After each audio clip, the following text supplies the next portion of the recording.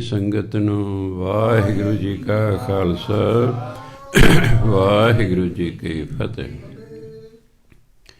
ਸ਼੍ਰੀ ਗੁਰੂ ਗ੍ਰੰਥ ਸਾਹਿਬ ਦੇ ਅੰਗ ਨੰਬਰ 282 ਤੇ ਹੇਠੋਂ ਚੌਥੀ ਪੰਕਤੀ ਹੈ 2 ਨੰਬਰ ਤੋਂ ਬਾਅਦ। ਭਾਵ 15ਵੀਂ ਅਸ਼ਟਪਦੀ ਹੈ। ਉਹਦੇ 2 ਬੰਦ ਹੋ ਚੁੱਕੇ ਸਨ, ਅੱਜ ਤੀਸਰੇ ਬੰਦ ਦੀ ਕਥਾ ਸ਼ੁਰੂ ਹੋਣੀ ਹੈ। ਜਿਉਂ ਮੰਦਰ ਕੋ ਥਾਮੈ ਥੰਮਣ, ਤਿਉਂ ਗੁਰ ਕਾ ਸ਼ਬਦ ਮਨੈ ਅਸਥੰਮਣ। ਇੱਥੇ ਮੰਦਰ ਤੋਂ ਭਾਵ ਉਹ ਨਹੀਂ ਜਿੱਥੇ ਹਿੰਦੂ ਜਾ ਕੇ ਪੂਜਾ ਕਰਦੇ ਨੇ। ਇੱਥੇ ਮੰਦਰ ਤੋਂ ਭਾਵ ਹੈ ਘਰ। ਗੁਰਬਾਣੀ 'ਚ ਹੋਰ ਥਾਂ 'ਤੇ ਵੀ ਹੁੰਦਾ ਹੈ, ਅੰਤ ਵਾਰ ਜੋ ਮੰਦਰ ਸਿਮਰੈ, ਐਸੀ ਚਿੰਤਾ ਮਹਿ ਜੇ ਮਰੈ, ਪ੍ਰੇਤ ਜੋਨ ਵਲ ਵਲ ਉਤਰੈ। ਮੰਦਰ ਮਨੇ ਘਰ। ਥਾਮੈ ਹੁੰਦਾ ਰੋਕ ਕੇ ਰੱਖਣਾ, ਥੰਮਣ ਹੁੰਦਾ ਥਮਲਾ ਪਿੱਲਰ। ਜਿਵੇਂ ਪਿੱਲਰ ਹੈ, ਥਮਲਾ ਹੈ, ਇਹ ਘਰ ਨੂੰ, ਘਰ ਦੀ ਛੱਤ ਨੂੰ ਰੋਕ ਕੇ ਰੱਖਦਾ ਵੀ ਡਿੱਗ ਨਾ ਪਵੇ। ਆਹ ਦੇਖੋ ਐਡੀ ਵੱਡੀ ਬਿਲਡਿੰਗ 2 ਥਮਲੇ 'ਤੇ ਖੜੇ ਨਾ। ਜਦੋਂ ਵੱਡਾ ਗੁਰਦੁਆਰਾ ਬਣਾਉਣਾ ਸੀ, ਮੈਂ ਉਹਨੂੰ ਕਿਹਾ ਆਪਣੇ ਠੇਕੇਦਾਰ ਨੂੰ ਕਿ 2 ਥਮਲਿਆਂ 'ਤੇ ਖੜਨਾ ਚਾਹੀਦਾ, ਬਸ ਜ਼ਿਆਦਾ ਨਹੀਂ ਪਿੱਲਰ ਹੋਣੇ ਚਾਹੀਦੇ। ਕਿਤੇ ਖੜ ਜਾਏਗਾ ਜੀ, ਲੋਹਾ ਹੀ ਵੱਧ ਲੱਗੇਗਾ। ਮੈਂ ਜੋ ਲੱਗਦਾ ਲੱਗ ਜੇ, ਕਿ ਪਿੱਲਰ ਦਾ ਓਹਲਾ ਹੋ ਜਾਂਦਾ, ਸੰਗਤ ਫਿਰ ਓਹਲੇ ਬੈਠਦੀ ਨਹੀਂ, ਉਹ ਇੱਧਰ ਉੱਧਰ ਬੈਠਦੀ ਹੈ। ਉਹ 2 ਪਿੱਲਰਾਂ 'ਤੇ ਹੀ ਖੜ੍ਹਾ ਸਾਰਾ। 2 ਹੁਨਾਰ ਵੀ 2 ਪਿੱਲਰਾਂ 'ਤੇ ਹੀ ਖੜ੍ਹਾ ਹੈ ਸਾਰੇ ਬਿਲਡਿੰਗ ਨਹੀਂ।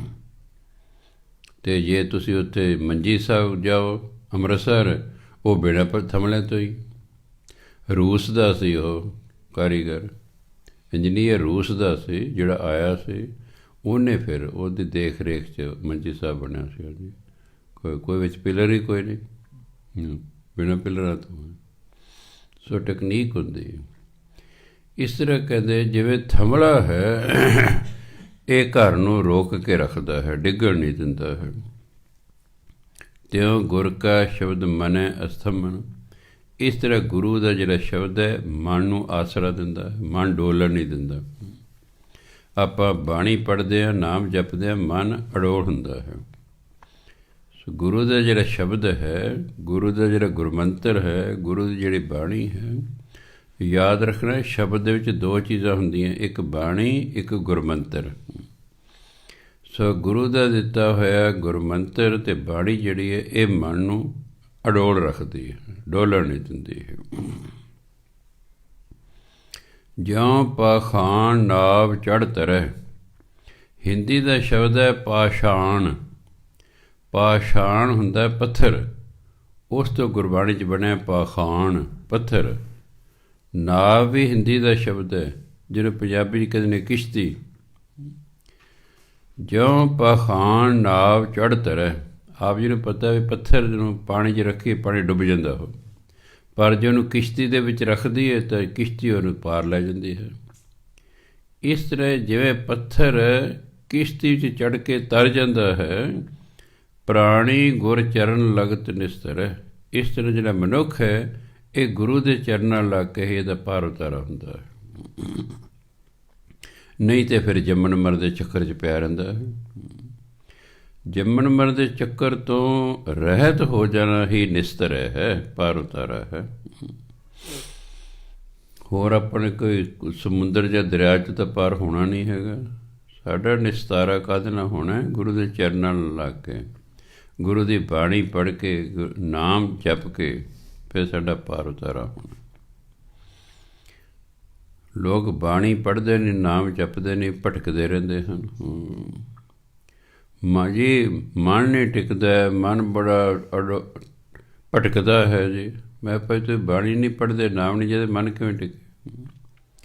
ਮਨ ਕਿਵੇਂ ਟਿਕੇ? ਮਨ ਤਾਂ ਟਿਕੇਗਾ ਜੇ ਤੁਸੀਂ ਨਾਮ ਜਪੋਗੇ, ਬਾਣੀ ਪੜ੍ਹੋਗੇ। ਸੋ ਜਿਵੇਂ ਥਮਲਾ ਹੈ ਘਰ ਨੂੰ ਟਿਕਾ ਕੇ ਰੱਖਦਾ ਹੈ, ਇਸ ਤਰ੍ਹਾਂ ਗੁਰੂ ਦਾ ਸ਼ਬਦ ਮਨ ਨੂੰ ਟਿਕਾ ਕੇ ਰੱਖਦਾ ਹੈ। ਜਿਵੇਂ ਪੱਥਰ ਹੈ ਕਿਸ਼ਤੀ ਚੜ੍ਹ ਕੇ ਦਰਿਆ ਸਮੁੰਦਰ ਨੂੰ ਪਾਰ ਹੋ ਜਾਂਦਾ ਹੈ, ਇਸ ਤਰ੍ਹਾਂ ਮਨੁੱਖ ਗੁਰੂ ਦੇ ਚਰਨਾਂ ਨਾਲ ਲੱਗ ਕੇ ਇਹਦਾ ਵੀ ਪਾਰ ਉਤਾਰਾ ਹੋ ਜਾਂਦਾ ਹੈ। ਜਿਉਂ ਅੰਧਕਾਰ ਦੀਪਕ ਪ੍ਰਗਾਸ, ਅੰਧਕਾਰ ਹਨੇਰੇ ਨੂੰ ਕਹਿੰਦੇ ਨੇ। ਜਿਵੇਂ ਹਨੇਰੇ 'ਚ ਦੀਵੇ ਦਾ ਚਾਨਣ ਹੋ ਜੇ ਤਾਂ ਹਨੇਰਾ ਖਤਮ ਹੋ ਜਾਂਦਾ ਕਿ ਨਹੀਂ।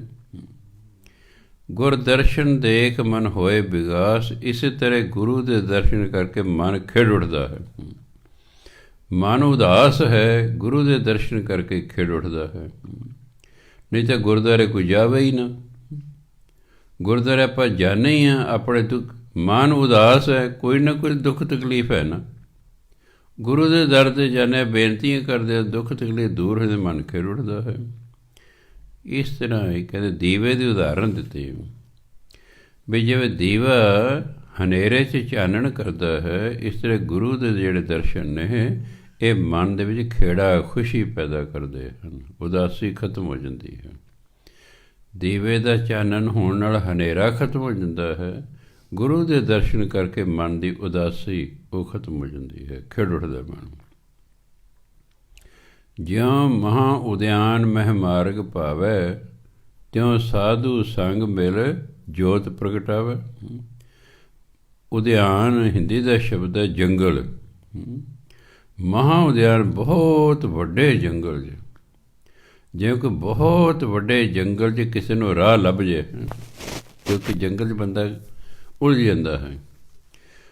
ਔਰ ਐਸਾ ਉਲਝਾ ਉਹਨੂੰ ਰਾਹ ਹੀ ਨਹੀਂ ਲੱਭਦਾ, ਭਟਕਦਾ ਰਹਿੰਦਾ ਹੈ।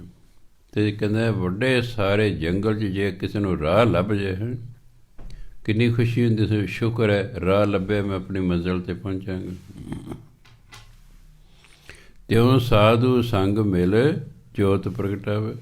ਇਸ ਤਰ੍ਹਾਂ ਗੁਰੂ ਦੀ ਸੰਗਤ 'ਚ ਮਿਲ ਕੇ ਮਨੁੱਖ ਦੇ ਅੰਦਰ ਰੱਬੀ ਜੋਤ ਪ੍ਰਗਟ ਹੋ ਜਾਂਦੀ ਹੈ। ਸਭ ਮੈਂ ਜੋਤ ਜੋਤ ਹੈ ਸੋਏ, ਜੋਤ ਸਾਰਾ ਵਿੱਚ ਹੈ। ਬਸ ਅਸੀਂ ਨਾਮ ਜਪ ਕੇ ਉਹ ਜੋਤ ਪ੍ਰਗਟ ਕਰਨੀ ਹੈ। ਜਦੋਂ ਪ੍ਰਗਟ ਹੋ ਗਈ ਫਿਰ ਪਰਮਾਤਮਾ ਦਰਸ਼ਨ ਹੋ ਕੇ ਚਾਨਣ ਹੋ ਗਿਆ, ਅੰਦਰ। ਇਸ ਤਰ੍ਹਾਂ ਸਾਧੂ ਗੁਰੂ ਦੀ ਸੰਗਤ 'ਚ ਮਿਲ ਕੇ ਅੰਦਰ ਜੋਤ ਪ੍ਰਗਟ ਹੋ ਜਾਂਦੀ ਹੈ, ਰੱਬੀ ਜੋਤ ਪ੍ਰਗਟ ਹੋ ਜਾਂਦੀ ਹੈ, ਅੰਦਰ ਚਾਨਣ ਹੋਣਾ ਸ਼ੁਰੂ ਹੋ ਜਾਂਦਾ ਹੈ। ਤਿੰਨ ਸੰਤਨ ਕੀ ਬਾਂਛੋਂ ਧੂਰ, ਬਾਂਛੋਂ ਹਿੰਦੀ ਦਾ ਸ਼ਬਦ ਹੈ ਚਾਹੁੰਦਾ ਹਾਂ, ਬਾਂਛਣਾ ਚਾਹੁਣਾ ਹੁੰਦਾ। ਤਿੰਨ ਸੰਤਨ ਕੀ ਬਾਂਛੋਂ ਧੂਰ, ਮੈਂ ਉਹਨਾਂ ਸੰਤਾਂ ਦੀ ਚਰਨ ਧੂੜ ਮੰਗਦਾ ਹਾਂ।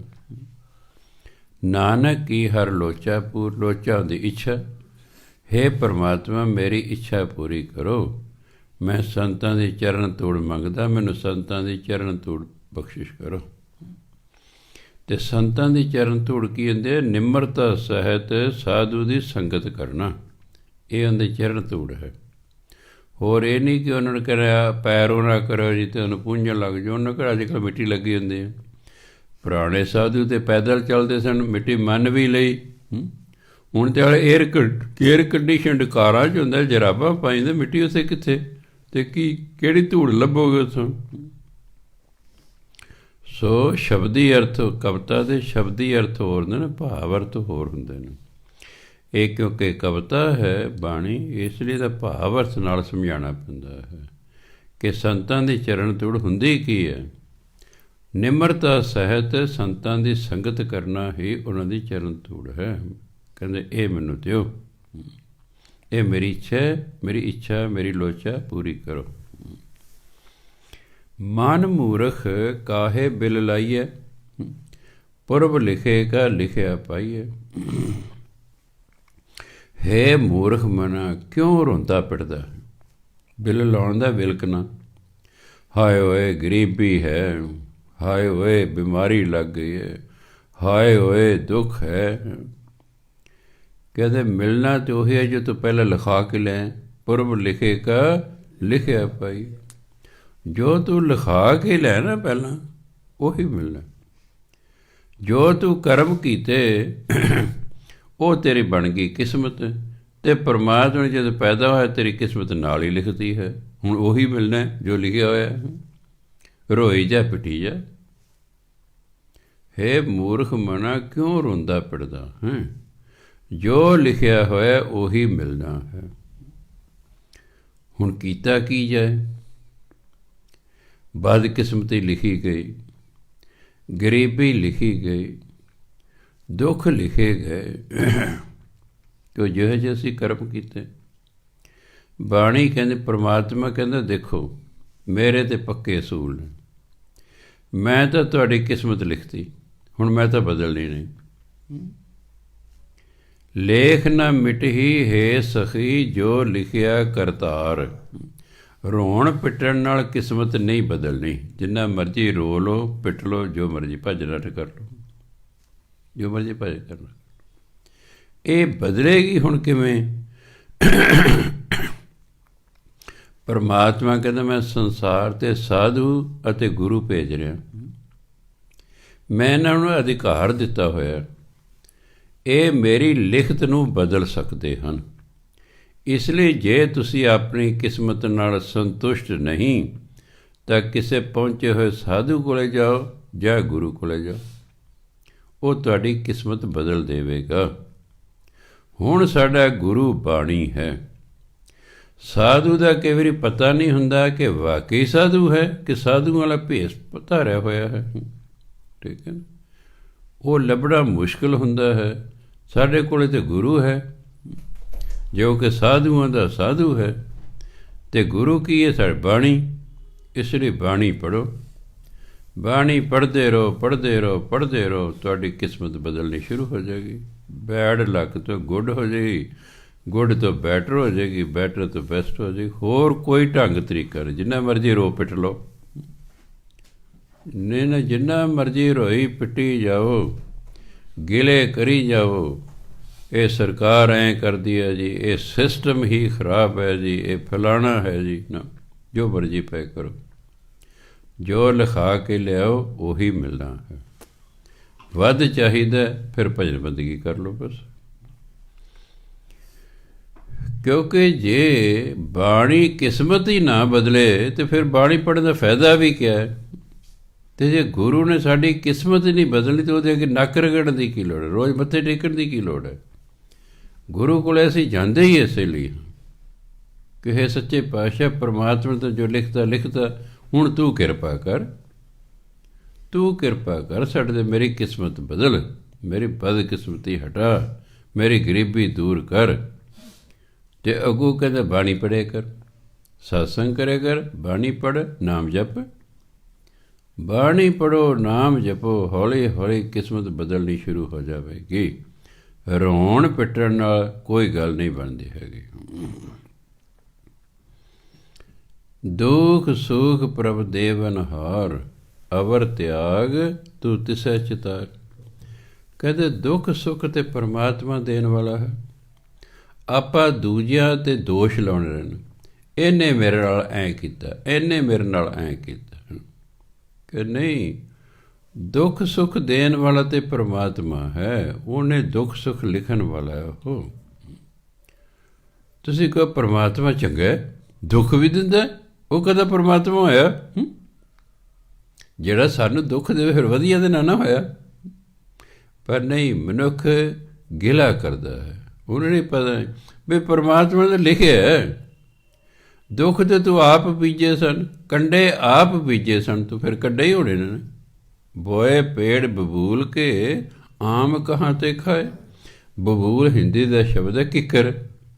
ਬੋਏ ਮੈਨੇ ਬੀਜਣਾ, ਪੇੜ ਮੈਨੇ ਦਰਖਤ। ਬੋਏ ਪੇੜ ਬਬੂਲ ਕੇ, ਕਹਿੰਦੇ ਤੂੰ ਕਿੱਕਰ ਦੇ ਦਰਖਤ ਬੀਜੇ ਨੇ, ਆਮ ਕਹਾਂ ਤੇ ਖਾਏ। ਅੰਬ ਕਿੱਥੋਂ ਖਾਏਗਾ ਬਈ? ਅੰਬ ਕਿੱਥੋਂ ਖਾਏਗਾ? ਕਿੱਕਰ ਨੂੰ ਤਾਂ ਤੁੱਕੇ ਲੱਗਣਗੇ ਜੇ ਕੰਡੇ ਲੱਗਣਗੇ। ਲੋੜ ਹੈ ਦਾਖ ਬਜੌਰੀਆਂ, ਕਿੱਕਰ ਬੀਜੈ ਜੱਟ। ਜੱਟ ਬੀਜ ਤੇ ਕਿੱਕਰ ਹੈ, ਕਹਿੰਦਾ ਮੈਂ ਤਾਂ ਬਜਨੌਰ ਦੀਆਂ ਦਾਖਾਂ ਖਾਣੀਆਂ, ਉਹ ਤਾਂ ਸਭ ਤੋਂ ਵਧੀਆ ਨੇ ਭਾਲ ਦੇ ਬੀਜ ਕਿੱਕਰ ਹੈ। ਬਾਈਬਲ ਕਹਿੰਦੀ ਹੈ ਐ you so shell you reap. ਜਿਹੋ ਜਿਹਾ ਬੀਜੋਗੇ ਉਹੋ ਜਿਹੇ ਵੱਢੋਗੇ। ਬਾਣੀ ਕਹਿੰਦੀ ਜੈਸਾ ਬੀਜੈ ਸੋ ਲੁਣੈ, ਕਰਮਾਂ ਸੰਧੜਾ ਖੇਤ। ਇਹ ਜੀਵਨ ਜਿਹੜਾ ਹੈ ਇੱਕ ਖੇਤ ਹੈ, ਇੱਥੇ ਅਸੀਂ ਕਰਮ ਕਰਦੇ ਹਾਂ, ਜਿਹੋ ਜਿਹੇ ਬੀਜਾਂਗੇ ਉਹੋ ਜਿਹੇ ਵੱਢਾਂਗੇ। ਫਿਰ ਸੁੱਖ ਬੀਜ ਲਓ, ਦੁੱਖ ਬੀਜ ਲਓ, ਕਿਹਦਾ ਭਲਾ ਕਰ ਲਓ, ਕਿਹਦਾ ਬੁਰਾ ਕਰ ਲਓ, ਜੋ ਕੀਤਾ ਉਹੀ ਹੋਣਾ। ਜਿਵੇਂ 4 ਵਜੇ ਮੈਨੂੰ ਸੁਪਨਾ ਆਇਆ, ਨਹੀਂ ਤਾਂ ਮੈਨੂੰ ਸੁਪਨੇ ਨਹੀਂ ਆਉਂਦੇ। ਕਈ ਸਾਲਾਂ ਬਾਅਦ ਕੋਈ ਸੁਪਨਾ ਆਉਂਦਾ ਹੈ। ਸੁਪਨਾ ਆਇਆ, ਇੱਕ ਬੀਬੀ ਆਉਂਦੀ ਹੁੰਦੀ ਕਦੇ ਕਦੇ ਅਰਦਾਸ ਕਰਾਉਣ, ਉਹ ਆਈ ਹੈ, ਇੱਕ ਕੱਪ ਚਾਹ ਲੈ ਕੇ ਆਈ। ਕਹਿੰਦੇ ਬਾਬਾ ਜੀ ਸਾਡੇ ਰਿਸ਼ਤੇਦਾਰ ਅਸਾਮ ਗਏ ਸਨ, ਉੱਥੋਂ ਨਾ ਸਾਵੀ ਚਾਹ ਲੈ ਕੇ ਆਏ ਨੇ, ਤੁਸੀਂ ਇੱਕ ਕੱਪ ਚਾਹ ਦਾ ਪੀ ਕੇ ਦੇਖੋ, ਮੈਂ ਬਣਾ ਕੇ ਲਈ ਤੁਹਾਡੇ ਲਈ।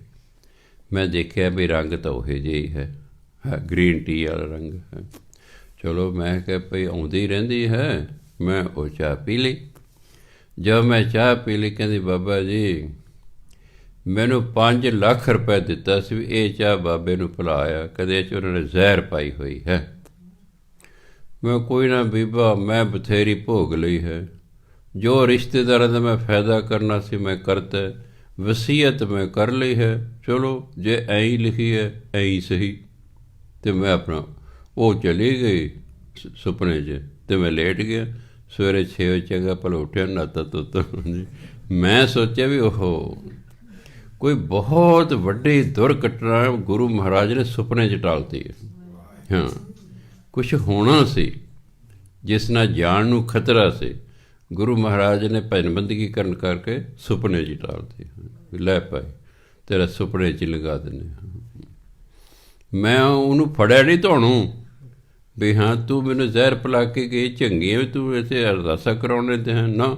ਮੈਂ ਸਹਿਜ ਪਾਏ ਕਿ ਮੈਂ ਕੋਈ ਨਹੀਂ ਪਾਈ, ਮੈਂ ਬਥੇਰੀ ਭੋਗ ਲਈ ਹੈ, ਜੋ ਮੈਂ ਰਿਸ਼ਤੇਦਾਰਾਂ ਸਹਾਇਤਾ ਕਰ ਸੀ ਉਹ ਮੈਂ ਕਰਤੀ ਹੈ, ਅਤੇ ਵਸੀਅਤ ਮੈਂ ਕਰ ਗਿਆ, ਇਸ ਲਈ ਕੋਈ ਗੱਲ ਨਹੀਂ ਪਾਈ।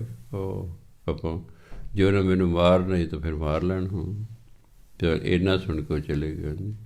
ਫਿਰ ਮੈਂ ਦਿਨੇ ਬੈਠ ਕੇ ਸੋਚਿਆ ਵੀ ਉਹ ਕੁਝ ਅਜਿਹਾ ਵਾਪਰਨਾ ਹੋਣਾ, ਗੁਰੂ ਮਹਾਰਾਜ ਨੇ ਜਿਹੜਾ ਕਿਰਪਾ ਕੀਤੀ ਉਹ ਸੁਪਨੇ ਦੇ ਵਿੱਚ ਹੀ ਟਾਲ ਦਿੱਤਾ ਹੈ। ਸੋ ਇਸ ਲਈ ਅਗਰ ਆਪਾਂ ਭਜਨ ਬੰਦਗੀ ਕਰਦੇ ਰਹੀਏ, ਪਰਮਾਤਮਾ ਕਈ ਗੱਲਾਂ ਸੁਪਨੇ 'ਚ ਹੀ ਲੰਘਾਉਂਦਾ ਹੈ। ਗੁਰੂ ਮਹਾਰਾਜ ਕਹਿੰਦੇ ਦੁੱਖ ਸੁੱਖ ਪ੍ਰਭ ਦੇਵਨਹਾਰ, ਦੁੱਖ ਅਤੇ ਸੁੱਖ ਪਰਮਾਤਮਾ ਦੇ ਹੁਕਮ ਨਾਲ ਆਉਂਦੇ ਹਨ। ਇਸ ਲਈ ਕਹਿੰਦੇ ਅਵਰ ਤਿਆਗ ਤੂੰ ਤਿਸੈ ਚਿਤਾਰ, ਹੋਰ ਛੱਡ ਤੂੰ ਰੱਬ ਨੂੰ ਯਾਦ ਕਰ। ਜਿਹਦੇ ਹੁਕਮ ਨਾਲ ਦੁੱਖ ਸੁੱਖ ਆਏ ਨਾ, ਤੂੰ ਉਹਨੂੰ ਯਾਦ ਕਰ, ਤੇਰੇ ਦੁੱਖ ਦੂਰ ਹੋ ਜਾਣਗੇ, ਨਹੀਂ ਤਾਂ ਫਿਰ ਦੁੱਖ ਦੇ ਖੜੇ ਨਹੀਂ ਹੁੰਦੇ।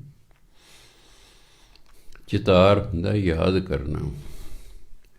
ਜੋ ਕੁਛ ਕਰੈ ਸੋਈ ਸੁਖ ਮਾਨ, ਭੂਲਾ ਕਾਹੇ ਫਿਰੇ ਅਜਾਨ।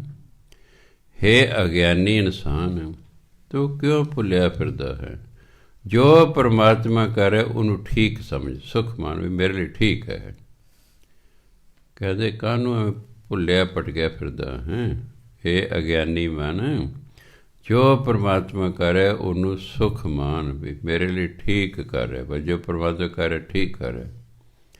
ਇੱਥੇ ਪਹੁੰਚਣਾ ਕਿਸੇ ਬ੍ਰਹਮ ਗਿਆਨੀ ਦਾ ਕੰਮ ਹੈ। ਕਥਾ ਕਰਨਾ ਹੋਰ ਗੱਲ ਹੈ, ਸੁਣਨਾ ਹੋਰ ਗੱਲ ਹੈ, ਪਰ ਇੱਥੇ ਪਹੁੰਚਣਾ ਉਹ ਤਾਂ ਕੋਈ ਕਰੋੜਾਂ 'ਚ ਇੱਕ ਅੱਧਾ ਹੀ ਪਹੁੰਚਦਾ, ਜੋ ਪਰਮਾਤਮਾ ਕਰ ਰਿਹਾ ਠੀਕ ਕਰ ਰਿਹਾ। ਅਤੇ ਅਸੀਂ ਕਰਤੇ, ਜੇ ਉਹ ਕਰ ਰਿਹਾ ਤਾਂ ਅਸੀਂ ਕਰ ਵੀ ਕੀ ਸਕਦੇ ਹਾਂ?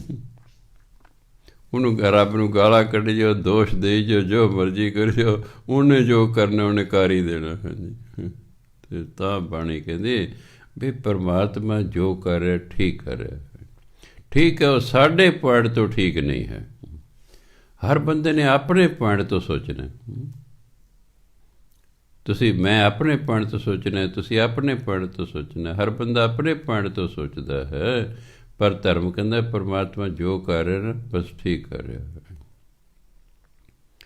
ਕੌਣ ਬਸਤ ਆਈ ਤੇਰੇ ਸੰਗ, ਲਪਟ ਰਿਹੋ ਰਸ ਲੋਭੀ ਪਤੰਗ। ਪਤੰਗ ਮਨੇ ਪਤੰਗਾ, ਹੇ ਲਾਲਚੀ ਪਤੰਗੇ, ਤੂੰ ਦੱਸ ਕਿਹੜੀ ਚੀਜ਼ ਤੇਰੇ ਨਾਲ ਆਈ ਸੀ? ਜਦੋਂ ਤੂੰ ਪੈਦਾ ਹੋਇਆ ਸੀ ਕਿਹੜੀ ਚੀਜ਼ ਤੇਰੇ ਨਾਲ ਆਈ ਸੀ? ਤੂੰ ਕਹਿੰਦਾ ਮਾਇਆ ਦੇ ਲੋਭ ਚ ਆ ਕੇ ਇਹਦੇ ਨਾਲ ਚੰਬੜਿਆ ਹੋਇਆ ਹੈ। ਦਸੀ ਡਿੱਗ ਪਏ, ਬੰਦਾ ਰੋਂਦਾ ਜੀ, ਲੱਭਦਾ ਫਿਰਦਾ ਅਫਸੋਸ ਹੁੰਦਾ ਕਿ ਨਹੀਂ ਵੀ 10 ਰੁਪਏ ਗੁਆ ਸੀ, ਦੇਖੋ ਤੁਸੀਂ ਕਿੱਥੇ ਡਿੱਗ ਪਏ ਨੇ। ਕਹਿ ਦੱਸ ਇਹ 10 ਰੁਪਏ ਤੇਰੇ ਨਾਲ ਆਏ ਸਨ? ਉਹਨੂੰ ਸਮਝਾ ਰਹੇ ਨੇ। ਕੌਣ ਬਸਤ ਆਈ ਤੇਰੇ ਸੰਗ, ਕਿਹੜੀ ਚੀਜ਼ ਤੇਰੇ ਨਾਲ ਆਈ ਸੀ? ਭਾਵ ਤੇਰੇ ਨਾਲ ਕੁਝ ਨਹੀਂ ਸੀ ਆਇਆ। ਅਤੇ ਹੇ ਲੋਭੀ ਪਤੰਗੇ, ਤੂੰ ਕਿਉਂ ਫਿਰ ਇਹਨਾਂ ਚੀਜ਼ਾਂ ਨਾਲ ਲਿਪਟਿਆ ਹੋਇਆ ਹੈ?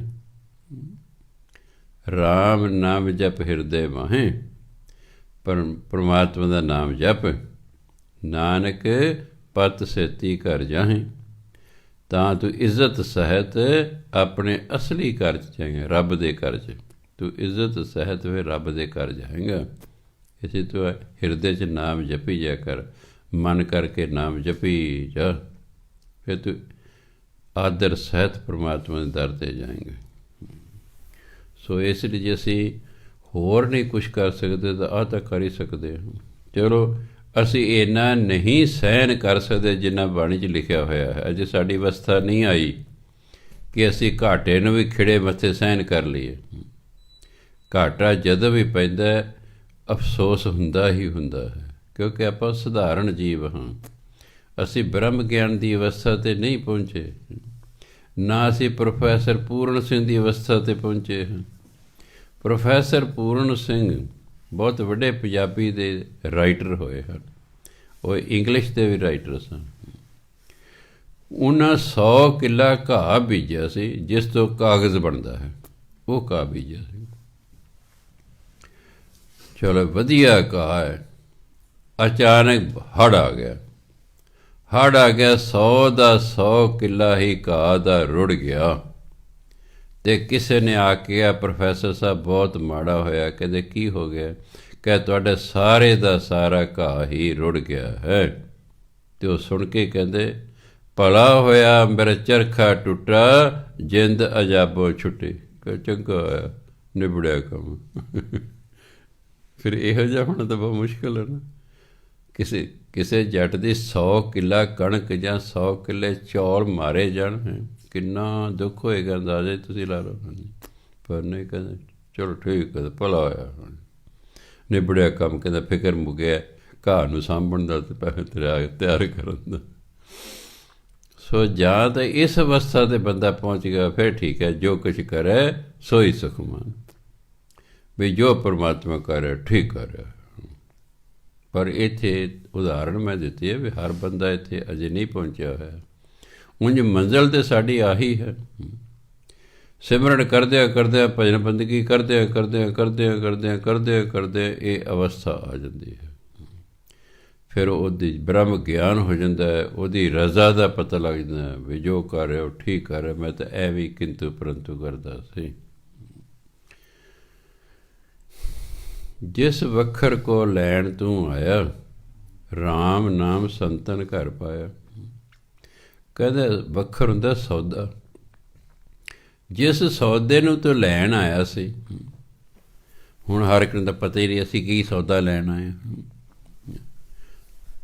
ਹਰ ਨੂੰ ਪਤਾ ਹੀ ਨਹੀਂ ਅਸੀਂ ਇਸ ਸੰਸਾਰ 'ਚ ਲੈਣ ਕੀ ਆਏ ਹਾਂ। ਕਿਸੇ ਨੂੰ ਪੁੱਛੇ ਤੂੰ ਕੀ ਲੈਣ ਆਇਆ, ਜਾਂ ਗਲਤ ਮਲਤ ਬੋਲੀ ਜਗ੍ਹਾ, ਜਾਂ ਸੋਚੀ ਪੈ ਜਾਏ ਮੈਂ ਕੀ ਲੈਣ ਆਇਆ। ਅਸੀਂ ਨਾਮ ਧਨ ਲੈਣ ਆਏ ਹਾਂ, ਅਸੀਂ ਨਾਮ ਦਾ ਸੌਦਾ ਲੈਣ ਆਏ ਹਾਂ। ਜਾ ਕੋ ਆਏ ਸੋਈ ਵਿਹਾਜੋ, ਜਿਸ ਲਈ ਤੁਸੀਂ ਆਏ ਹੋ ਉਹੀ ਖਰੀਦੋ, ਉਹੀ ਇਕੱਠਾ ਕਰੋ। ਅਤੇ ਅਸੀਂ ਨਾਮ ਧਨ ਖਰੀਦਣ ਆਏ ਹਾਂ, ਅਸੀਂ ਨਾਮ ਧਨ ਇਕੱਠਾ ਕਰਨ ਆਏ ਹਾਂ। ਇਸ ਲਈ ਇਹ ਸੌਦਾ ਹੁਣ ਮਿਲੇਗਾ ਕਿੱਥੋਂ? ਰਾਮ ਨਾਮ ਸੰਤਨ ਕਰ ਪਾਇਆ। ਪਰਮਾਤਮਾ ਦਾ ਨਾਮ ਸਾਧੂਆਂ ਦੇ ਘਰ 'ਚ ਮਿਲਦਾ ਹੈ। ਰਾਮ ਨਾਮ ਲੈਣਾ ਫਿਰ ਗੁਰੂ ਕੋਲੇ ਸਾਧੂ ਕੋਲੇ ਜਾਣਾ ਪਏਗਾ, ਫਿਰ ਤੁਹਾਨੂੰ ਰਾਮ ਦਾ ਨਾਮ ਦੇਵੇਗਾ। ਅਸਲ ਸੌਦਾ ਤਾਂ ਆਹੀ ਹੈ।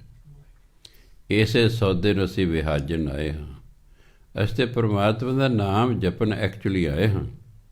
ਆਹ ਕੰਮ ਤਾਂ ਇਸ ਲਈ ਕਰਨਾ ਪੈਂਦਾ ਵੀ ਸਾਨੂੰ ਸਰੀਰ ਲੱਗਾ, ਸਾਡਾ ਪਰਿਵਾਰ ਹੈ, ਅਤੇ ਪਰਿਵਾਰ ਜਿਹੜਾ ਹੈ ਦਾ ਖਰਚਾ ਮਾਇਆ ਨਾਲ ਚੱਲਦਾ ਹੈ। ਅਤੇ ਮਾਇਆ ਤਾਂ ਹੋਏਗੀ ਜੇ ਅਸੀਂ ਕੋਈ ਕੰਮ ਕਰਾਂਗੇ, ਕਿਰਤ ਤਾਂ ਤਾਂ ਕਰਨੀ ਹੈ। ਆਪਣਾ ਅਤੇ ਪਰਿਵਾਰ ਦੇ ਗੁਜ਼ਾਰੇ ਲਈ ਅਸੀਂ ਕਿਰਤ ਕਰਨੀ, ਪਰ ਮੁੱਖ ਉਦੇਸ਼ ਜਿਹੜਾ ਹੈ ਉਹ ਨਾਮ ਜਪਣਾ ਹੈ। ਮੁੱਖ ਉਦੇਸ਼ ਨਾਮ ਜਪਣਾ, ਨਾਮ ਧਨ ਇਕੱਠਾ ਕਰਨਾ ਹੈ। ਸੰਸਾਰਕ ਧਨ ਦੇ ਨਾਲ ਸੰਸਾਰਕ ਵਸਤੂਆਂ ਖਰੀਦੀਆਂ ਜਾ ਸਕਦੀਆਂ, 'ਚ ਕੋਈ ਸ਼ੱਕ ਨਹੀਂ ਹੈ। ਸਰੀਰਕ ਸੁੱਖ ਸਾਰੇ ਖਰੀਦੇ ਜਾ ਸਕਦੇ ਨੇ ਮਾਇਆ ਨਾਲ, ਪਰ ਮਾਨਸਿਕ ਸੁੱਖ ਨਹੀਂ ਮਿਲਦੇ, ਨਾਮ ਧਨ ਨਹੀਂ ਮਿਲਦਾ। ਸੰਸਾਰਕ ਧਨ ਦੇ ਨਾਲ ਨਾਮ ਧਨ ਨਹੀਂ ਮਿਲਦਾ। ਪਰ ਨਾਮ ਧਨ ਨਾਲ ਸੰਸਾਰਕ ਧਨ ਜ਼ਰੂਰ ਮਿਲਦਾ ਹੈ। ਜਿਹਦੇ ਕੋਲੇ ਨਾਮ ਧਨ ਹੁੰਦਾ ਉਹ ਗਰੀਬ ਹੁੰਦਾ ਹੀ ਨਹੀਂ ਹੈ। ਮੈਂ ਤਾਂ 80-79 ਸਾਲ ਉਮਰ ਮੈਂ ਤਾਂ ਕਿਸੇ ਨਾਮ ਜਪਣ ਵਾਲੇ ਗਰੀਬ ਦੇਖੇ ਹੀ ਨਹੀਂ ਹੈ ਵੀ ਫਲਾਣੇ ਕੋਲੇ ਨਾਮ ਧਨ ਸੀ ਤਾਂ ਗਰੀਬ ਹੈ ਨਾ। ਮਾਇਆ ਅੱਗੇ ਪਿੱਛੇ ਫਿਰਦੀ ਰਹਿੰਦੀ। ਸੰਤ ਈਸ਼ਰ ਸਿੰਘ ਮਹਾਰਾਜ ਜੀਵਨ ਚਾਹੁੰਦਾ ਅਜੇ ਕੁੱਲ ਜਿਹੜੇ ਨੇ 23-24 ਸਾਲਾਂ ਦੇ ਹੋਏ ਨੇ। 18 ਸਾਲ ਦੀ ਉਮਰ 'ਚ ਉਹ ਮਹਾਂਪੁਰਖਾਂ ਕੋਲ ਚਲੇ ਗਏ ਰੇਰੂ ਸਾਹਿਬ ਸੰਤ ਅਤਰ ਸਿੰਘ ਜੀ ਕੋਲ। 5 ਸਾਲ ਉਹਨਾਂ ਕੋਲ ਰਹੇ। ਫਿਰ ਸੰਤ ਅਤਰ ਸਿੰਘ ਜੀ ਸਰੀਰ ਤਿਆਗ ਗਏ। ਫਿਰ ਉੱਥੋਂ ਸੰਤ ਰਾੜਾ ਸਾਹਿਬ ਵਾਲੇ ਰਾੜਾ ਸਾਹਿਬ ਆ ਗਏ ਤੇ ਸੰਤ ਈਸ਼ਰ ਸਿੰਘ ਜੀ ਮਹਾਰਾਜ ਇੱਥੇ ਭਜਨ ਬੰਦਗੀ ਕਰ ਰਹੇ ਨੇ। ਸਵੇਰੇ ਰੋਜ਼ ਲక్ష్ਮੀ ਜਿਹੜੀ ਹੈ ਮਾਇਆ ਦੀ ਦੇਵੀ ਉਹ ਆ ਜਾਂਦੀ ਹੈ। ਆ ਕੇ ਬੇਨਤੀ ਕਰਦੇ ਮਹਾਰਾਜ ਜੀ ਸੇਵਾ ਲਵੋ। ਉਹ ਕਹਿੰਦੇ ਨਾ ਭਾਈ ਸਾਨੂੰ ਤਾਂ ਸੇਵਾ ਦੀ ਲੋੜ ਨਹੀਂ ਹੈਗੀ, ਅਸੀਂ ਤਾਂ ਭਜਨ ਬੰਦਗੀ ਕਰਨੀ ਹੈ। ਉਹ ਰੋਜ਼ ਆ ਜਾ ਕਰੇ ਵੀ ਸੇਵਾ ਲਓ ਜੀ। ਉਹਨਾਂ ਦੇ ਦੋਸਤ ਕਿਸ਼ਨ ਸਿੰਘ ਸੀ ਦੂਜੇ ਨੰਬਰ 'ਤੇ ਸੰਤ ਈਸ਼ਰ ਸਿੰਘ ਜੀ ਮਹਾਰਾਜ ਦਾ। ਕਹਿੰਦੇ ਕਿਸ਼ਨ ਸਿੰਘ ਲక్ష్ਮੀ ਬੜਾ ਜ਼ੋਰ ਲਾਉਂਦੀ ਹੈ, ਸੇਵਾ ਲਓ। ਕਹਿੰਦੇ ਬਾਬਾ ਲੈ ਲਓ ਸੇਵਾ। ਕਹਿੰਦੇ ਭਾਈ ਫਿਰ ਤਾਂ ਮਾਇਆ ਬਹੁਤ ਆ ਜਾਏਗੀ। ਇੱਥੇ ਤਾਂ ਬਿਲਡਿੰਗਾਂ ਬਣਨਗੀਆਂ, ਇੱਥੇ ਸਕੂਲ ਬਣਨਗੇ, ਇੱਥੇ ਕਾਲਜ ਬਣਨਗੇ, ਇੱਥੇ ਲੰਗਰ ਲੱਗੂਗਾ ਅਤੇ ਮੈਂ ਤਾਂ ਭਜਨ ਬੰਦਗੀ ਕਰਨੀ ਅਤੇ ਕਰਾਉਣੀ ਹੈ। ਕਹਿੰਦਾ ਮੈਂ ਆਪੇ ਸਾਂਭ ਲਾਂਗਾ ਜੀ, ਆਉਣ ਦਿਓ। ਅਤੇ ਅਗਲੇ ਦਿਨ ਲక్ష్ਮੀ ਆਏ ਕਿ ਕਰਜਾ ਪਾਈ ਸੇਵਾ। ਬਸ ਫਿਰ ਉਹ ਸਿੱਧੀ ਤਾਂ ਉਹਨੇ ਕੋਈ ਪੈਸਾ ਸੁੱਟਣਾ ਨਹੀਂ ਹੁੰਦਾ। ਪਰਮਾਤਮਾ ਸਿੱਧਾ ਕੁਛ ਨਹੀਂ ਸੁੱਟਦਾ। ਹਾਲਾਂਕਿ ਕਹਾਵਤ ਹੈ ਰੱਬ ਜਦੋਂ ਦਿੰਦਾ ਛੱਪਰ ਪਾੜ ਕੇ ਦਿੰਦਾ, ਇਹ 'ਚ ਕੋਈ ਸ਼ੱਕ ਨਹੀਂ ਹੈ। ਰੱਬ ਜਦੋਂ ਦਿੰਦਾ ਛੱਪਰ ਪਾੜ ਕੇ ਦਿੰਦਾ। ਪਾਲ ਜੋ ਦਿੰਦਾ ਬਹੁਤ ਦਿੰਦਾ। ਫਿਰ ਉਮੀਦ ਤੋਂ ਵੱਧ ਦਿੰਦਾ ਹੈ। ਇਹ ਨਹੀਂ ਉਮੀਦ ਹੀ ਨਹੀਂ ਬੰਦੇ ਨੂੰ ਹੁੰਦੀ ਜਿੰਨਾ ਉਸ ਨੂੰ ਮਿਲ ਜਾਂਦਾ ਹੈ। ਉਦੋਂ ਕਹਿੰਦਾ ਵਾਕਈ ਰੱਬ ਜਦੋਂ ਦਿੰਦਾ ਛੱਪਰ ਪਾੜ ਕੇ ਦਿੰਦਾ। ਹਾਂਜੀ, ਇਹ ਮੈਂ ਤਜਰਬੇ ਕਰਕੇ ਵੇਖ ਲਿਆ। ਪਰਮਾਤਮਾ ਵਾਕਈ ਛੱਪਰ ਪਾੜ ਕੇ ਜਦੋਂ ਦਿੰਦਾ ਹੈ ਬਸ ਫਿਰ ਮਾਇਆ ਆ ਗਈ ਹੈ। ਕਹਿਣ ਦਾ ਭਾਵ ਹੈ ਵੀ ਸਾਧੂ ਦੇ ਮਾਇਆ ਤਰਲੇ ਕੱਢਦੇ ਆ ਜੀ ਮੇਰੇ ਤੋਂ ਸੇਵਾ ਲਵੋ, ਕਿਉਂਕਿ ਕੋਲ ਨਾਮ ਧਨ ਸੀ। ਨਾਮ ਧਨ ਕਰਕੇ ਸੰਸਾਰਕ ਧਨ ਆਉਣਾ ਹੀ ਆਉਣਾ ਸੀ। ਇਸ ਲਈ ਨਾਮ ਧਨ ਵਾਲਾ ਦੂਰਾ ਫਾਇਦਾ ਹੈ। ਇੱਕ ਉਹਦੇ ਕੋਲ ਨਾਮ ਧਨ ਹੁੰਦਾ, ਇੱਕ ਉਹਦੇ ਕੋਲ ਸੰਸਾਰਕ ਧਨ ਹੁੰਦਾ। ਪਰ ਜਿਹਦੇ ਕੋਲ ਇਕੱਲਾ ਸੰਸਾਰਕ ਧਨ ਹੁੰਦਾ ਉਹਨੂੰ ਘੱਟ ਹੈ। ਉਹਦੇ ਕੋਲ ਇਕੱਲਾ ਹੀ ਸੰਸਾਰਕ ਧਨ, ਨਾਮ ਧਨ ਨਹੀਂ ਹੁੰਦਾ। ਉਹ ਫਿਰ ਅੱਗੇ ਜਾ ਕੇ ਜਮਦੂਤਾਂ ਦੇ ਡੰਡੇ ਖਾਂਦਾ ਹੈ ਅਤੇ ਪਰਮਾਤਮਾ ਦੀ ਨਜ਼ਰਾਂ ਤੋਂ ਗਿਰ ਜਾਂਦਾ ਕਿ ਮੈਂ ਤਾਂ ਤੈਨੂੰ ਨਾਮ ਜਪਣ ਭੇਜਿਆ ਸੀ ਅਤੇ ਤੂੰ ਨਾਮ ਧਨ ਨਹੀਂ ਇਕੱਠਾ ਕੀਤਾ। ਉਂਝ ਦੂਜਾ ਸੰਸਾਰ ਕਰਦਾ ਰਿਹਾ, ਉੱਥੇ ਹੀ ਛੱਡ ਆਇਆ। ਨਾਮ ਧਨ ਦੇ ਨਾਲ ਜਾਣਾ ਹੈ, ਇਹ ਸੰਸਾਰਕ ਧਨ 'ਤੇ ਇੱਥੇ ਹੀ ਰਹਿ ਜਾਣਾ ਹੈ। ਉੱਥੇ ਵਿਖਾਵਾਂਗੇ ਅਸੀਂ ਕੀ ਵੀ ਅਸੀਂ ਆਹ ਕਰਕੇ ਆਏ ਜੀ। ਹਾਲਾਂਕਿ ਤੇਰੇ ਕੋਲ ਤਾਂ ਹੈ ਕੁਝ, ਤੂੰ ਨੰਗ ਹੈ, ਤੂੰ ਨੰਗ ਹੈ, ਤੇਰੇ ਕੋਲ ਹੈ ਕੁਝ ਨਹੀਂ। ਉਹ ਤਾਂ ਉੱਥੇ ਹੀ ਰਹਿ ਗਿਆ ਜੋ ਸੀ। ਇਸ ਕਰਕੇ ਜਿੱਥੇ ਅਸੀਂ ਸੰਸਾਰਕ ਕੰਮ ਧੰਦਾ ਕਰਨਾ ਹੈ, ਨਾਮ ਜ਼ਰੂਰ ਜਪਣਾ ਹੈ। ਬਾਣੀ ਪੜ੍ਹਨੀ ਹੈ, ਨਾਮ ਜਪਣਾ ਹੈ। ਜੇ ਬਾਣੀ ਪੜ੍ਹਨੀ ਹੈ ਦੋਨੋਂ ਕੰਮ ਕਰੋ, ਬਾਣੀ ਵੀ ਪੜ੍ਹੋ, ਨਾਮ ਵੀ ਜਪੋ। ਅਤੇ ਜੇ ਭਾਈ ਨਹੀਂ ਪੜ੍ਹਿਆ ਲਿਖਿਆ, ਕੋਈ ਅਨਪੜ੍ਹਾ ਵਿਚਾਰਾ ਬਾਣੀ ਨਹੀਂ ਪੜ੍ਹਦਾ ਜਾਂ ਬਾਣੀ ਪੜ੍ਹਨੀ ਜੇ ਸਿੱਖੀ ਨਹੀਂ ਹੈ, ਉਹ ਨਾਮ ਜਪਣਾ ਤਾਂ ਆਸਾਨ ਹੀ ਹੈ। ਵਾਹਿਗੁਰੂ ਵਾਹਿਗੁਰੂ ਕਰਨਾ ਉਹ ਤਾਂ ਕਰਿਓ ਤਾਂ ਅਨਪੜ੍ਹ ਵੀ ਕਰ ਸਕਦਾ ਹੈ। ਇਸੇ ਭਜਨ ਬੰਦਗੀ ਜ਼ਰੂਰ ਕਰਨੀ ਚਾਹੀਦੀ ਹੈ। ਭਜਨ ਬੰਦਗੀ ਵਾਲੇ ਜਿਹੜੇ ਕਿਰਤ ਦੇ ਵਿੱਚ ਨਾ ਬਰਕਤ ਪੈ ਜਾਂਦੀ ਹੈ। ਕਈ ਮੇਰੇ ਕੋਲ ਆਉਂਦੇ ਬਾਬਾ ਜੀ ਕੰਮ ਤਾਂ ਚੱਲਦਾ ਪਰ ਬਰਕਤ ਨਹੀਂ ਹੈ। ਮੈਂ ਲੈ ਫਲਾਣਾ ਪਾਠ ਕਰ। ਫਿਰ ਹਾਂ ਜੀ ਹੁਣ ਪਹਿਲਾਂ ਨਾਲ ਫਰਕ ਪੈ ਗਿਆ, ਮੈਂ ਜਾਰੀ ਰੱਖ। ਬਾਣੀ ਨੇ ਸਾਡੀ ਕਮਾਈ 'ਚ ਬਰਕਤ ਪਾਉਣੀ ਹੈ। ਕਈ ਵਾਰੀ ਕਮਾਈ ਹੁੰਦੀ ਹੈ ਉਹ ਫਜ਼ੂਲ ਖਰਚ ਹੋ ਜਾਂਦੀ ਹੈ। ਪਰਮਾਤਮਾ ਨੇ ਬਾਣੀ ਨੇ ਉਹ ਜਿਹੜੀ ਫਜ਼ੂਲ ਖਰਚੀ ਹੈ ਉਹ ਰੋਕ ਦੇਣੀ ਹੈ। ਤੁਹਾਨੂੰ ਮੁਕੱਦਮੇ ਤੋਂ ਬਚਾ ਕੇ ਰੱਖਣਾ ਹੈ, ਤੁਹਾਨੂੰ ਲੜਾਈ ਝਗੜੇ ਤੋਂ ਬਚਾ ਕੇ ਰੱਖਣਾ ਹੈ, ਤੁਹਾਨੂੰ ਐਕਸੀਡੈਂਟ ਤੋਂ ਬਚਾ ਕੇ ਰੱਖਣਾ ਹੈ। ਤੁਹਾਡਾ ਐਵੇਂ ਨਾ ਧਨ ਖਰਚ ਹੋ ਜਾਏ। ਐਕਸੀਡੈਂਟ 'ਤੇ ਜਿੰਨਾ ਪੈਸਾ ਲੱਗੇ ਉਹਦੀ ਰਿਟਰਨ 'ਤੇ ਕੋਈ ਨਹੀਂ ਨਾ ਹੋਣੀ। ਚੋਰੀ ਹੋ ਗਈ, ਅਗਰ ਚੋਰ ਪੈਸਾ ਲੈ ਗਿਆ ਹੈ। ਜੋ ਤੁਸੀਂ ਬਾਣੀ ਪੜ੍ਹੋਗੇ, ਨਾਮ ਜਪੋਗੇ, ਇਹਨਾਂ ਤੋਂ ਤੁਸੀਂ ਬਚੇ ਰਹੋਗੇ ਬਹੁਤ ਹੱਦ ਤੱਕ। ਪਰਮਾਤਮਾ ਕਿਰਪਾ ਕਰਦਾ ਕਿਉਂਕਿ ਉਹਨੇ ਸਾਡੀ ਕਮਾਈ 'ਚ ਬਰਕਤ ਪਾਉਣੀ ਹੈ। ਅਤੇ ਜੇ ਮੰਨ ਲਓ ਸਾਡੇ ਚੋਰੀ ਹੋ ਗਈ ਅਤੇ ਜਾਂ ਕੋਈ ਮੁਕੱਦਮਾ ਚੱਲ ਪਿਆ ਤੇ ਜਾਂ ਕੋਈ ਲੜਾਈ ਕਰ ਲਈ ਹੈ, ਤੇ ਜਾਂ ਕੋਈ ਹੋਰ ਐਕਸੀਡੈਂਟ ਹੋ ਗਿਆ, ਕਿੰਨੀ ਮਾਇਆ ਲੱਗ ਜੇ, ਲੱਖਾਂ ਉੱਪਰ ਲੱਗ ਜਾਂਦੇ। ਇਸ ਲਈ ਫਿਰ ਪਰਮਾਤਮਾ ਇਸ ਤਰ੍ਹਾਂ ਬਾਣੀ ਵਿਚਾਰ ਰੱਖਦੀ ਹੈ। ਇਸ ਲਈ ਬਾਣੀ ਪੜ੍ਹਨੀ ਚਾਹੀਦੀ ਹੈ, ਨਾਮ ਜਪਣਾ ਚਾਹੀਦਾ, ਇੱਥੇ ਵੀ ਸੁਖੀ ਅਤੇ ਅੱਗੇ ਵੀ ਸੁਖੀ। ਤਾਜ ਅਭਿਮਾਨ ਲਿਹੋ ਮਨ ਮੋਲ, ਰਾਮ ਨਾਮ ਹਿਰਦੇ ਮਹਿ ਤੋਲ।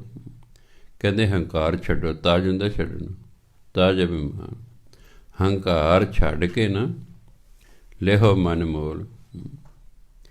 ਮਨ ਦੇ ਕੇ ਨਾਮ ਮੁੱਲ ਲੈਣਾ, ਉਂਝ ਨਹੀਂ ਨਾਮ ਮਿਲਦਾ, ਮਨ ਦੇ ਬਦਲੇ ਮਿਲਦਾ ਹੈ। ਮਨ ਵੇਚਣਾ ਪੈਂਦਾ। ਮਨ ਵੇਚੈ ਸਤਿਗੁਰ ਕੇ ਪਾਸ, ਤਿਸ ਕਾ ਸੇਵਕ ਕੇ ਕਾਰਜ ਰਾਸ। ਮਨ ਕਿਵੇਂ ਵੇਚਣਾ? ਵੀ ਜਿਵੇਂ ਗੁਰੂ ਕਹਿੰਦਾ ਉਵੇਂ ਕਰਨਾ, ਬਸ ਇਹ ਹੈ ਗੁਰੂ ਨੂੰ ਮਨ ਵੇਚਣਾ।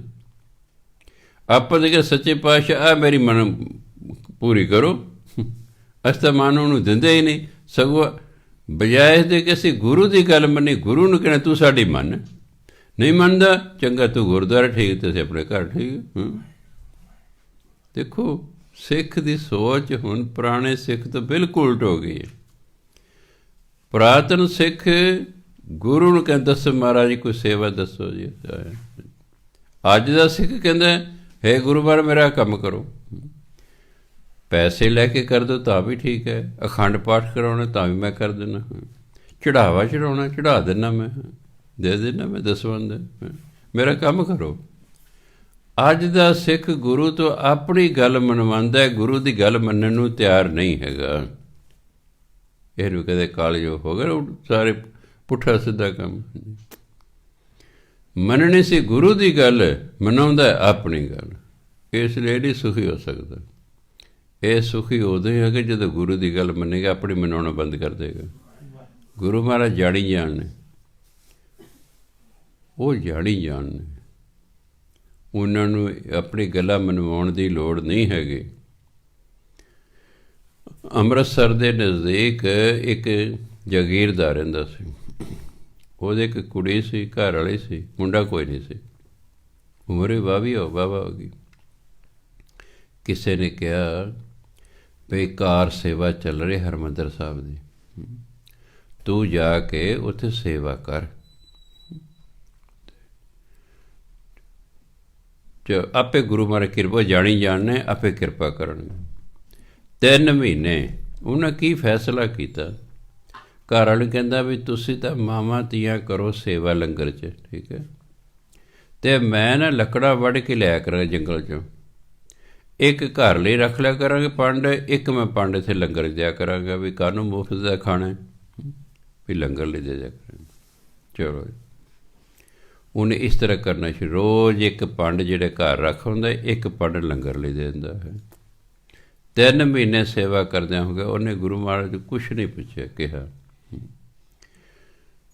3 ਮਹੀਨੇ ਬਾਅਦ ਜਿਹੜੇ ਲਾਂਗਰੀ ਸੀ ਉਹ ਆਇਆ, ਕਹਿੰਦਾ ਵੀ ਮਹਾਰਾਜ ਜੀ ਲੱਕੜਾਂ ਗਈਆਂ ਮੁੱਕ, ਬਰਸਾਤ ਪਈ ਹੈ ਬਹੁਤ, ਕਿਤੋਂ ਸੁੱਕੀ ਲੱਕੜ ਨਹੀਂ ਮਿਲ ਰਹੀ, ਸਵੇਰੇ ਲੰਗਰ ਤਿਆਰ ਨਹੀਂ ਹੋਵੇਗਾ। ਗੁਰੂ ਮਹਾਰਾਜ ਕਹਿੰਦੇ ਭਾਈ ਤੂੰ ਚਿੰਤਾ ਨਾ ਕਰ, ਇਹ ਗੁਰੂ ਨਾਨਕ ਦੇਵ ਜੀ ਦੇ ਲੰਗਰ ਹੈ, ਉਹ ਜਾਣਨ, ਉਹਨਾਂ ਦਾ ਕੰਮ ਜਾਣ, ਤੂੰ ਆਪਣਾ ਆਰਾਮ ਕਰ। ਇਹ ਗੱਲ ਕਿਤੇ ਉਹ ਮੀਆਂ ਬੀਬੀ ਸੁਣ ਰਹੇ ਸਨ ਵੀ ਲੱਕੜਾਂ ਮੁੱਕ ਗਈਆਂ।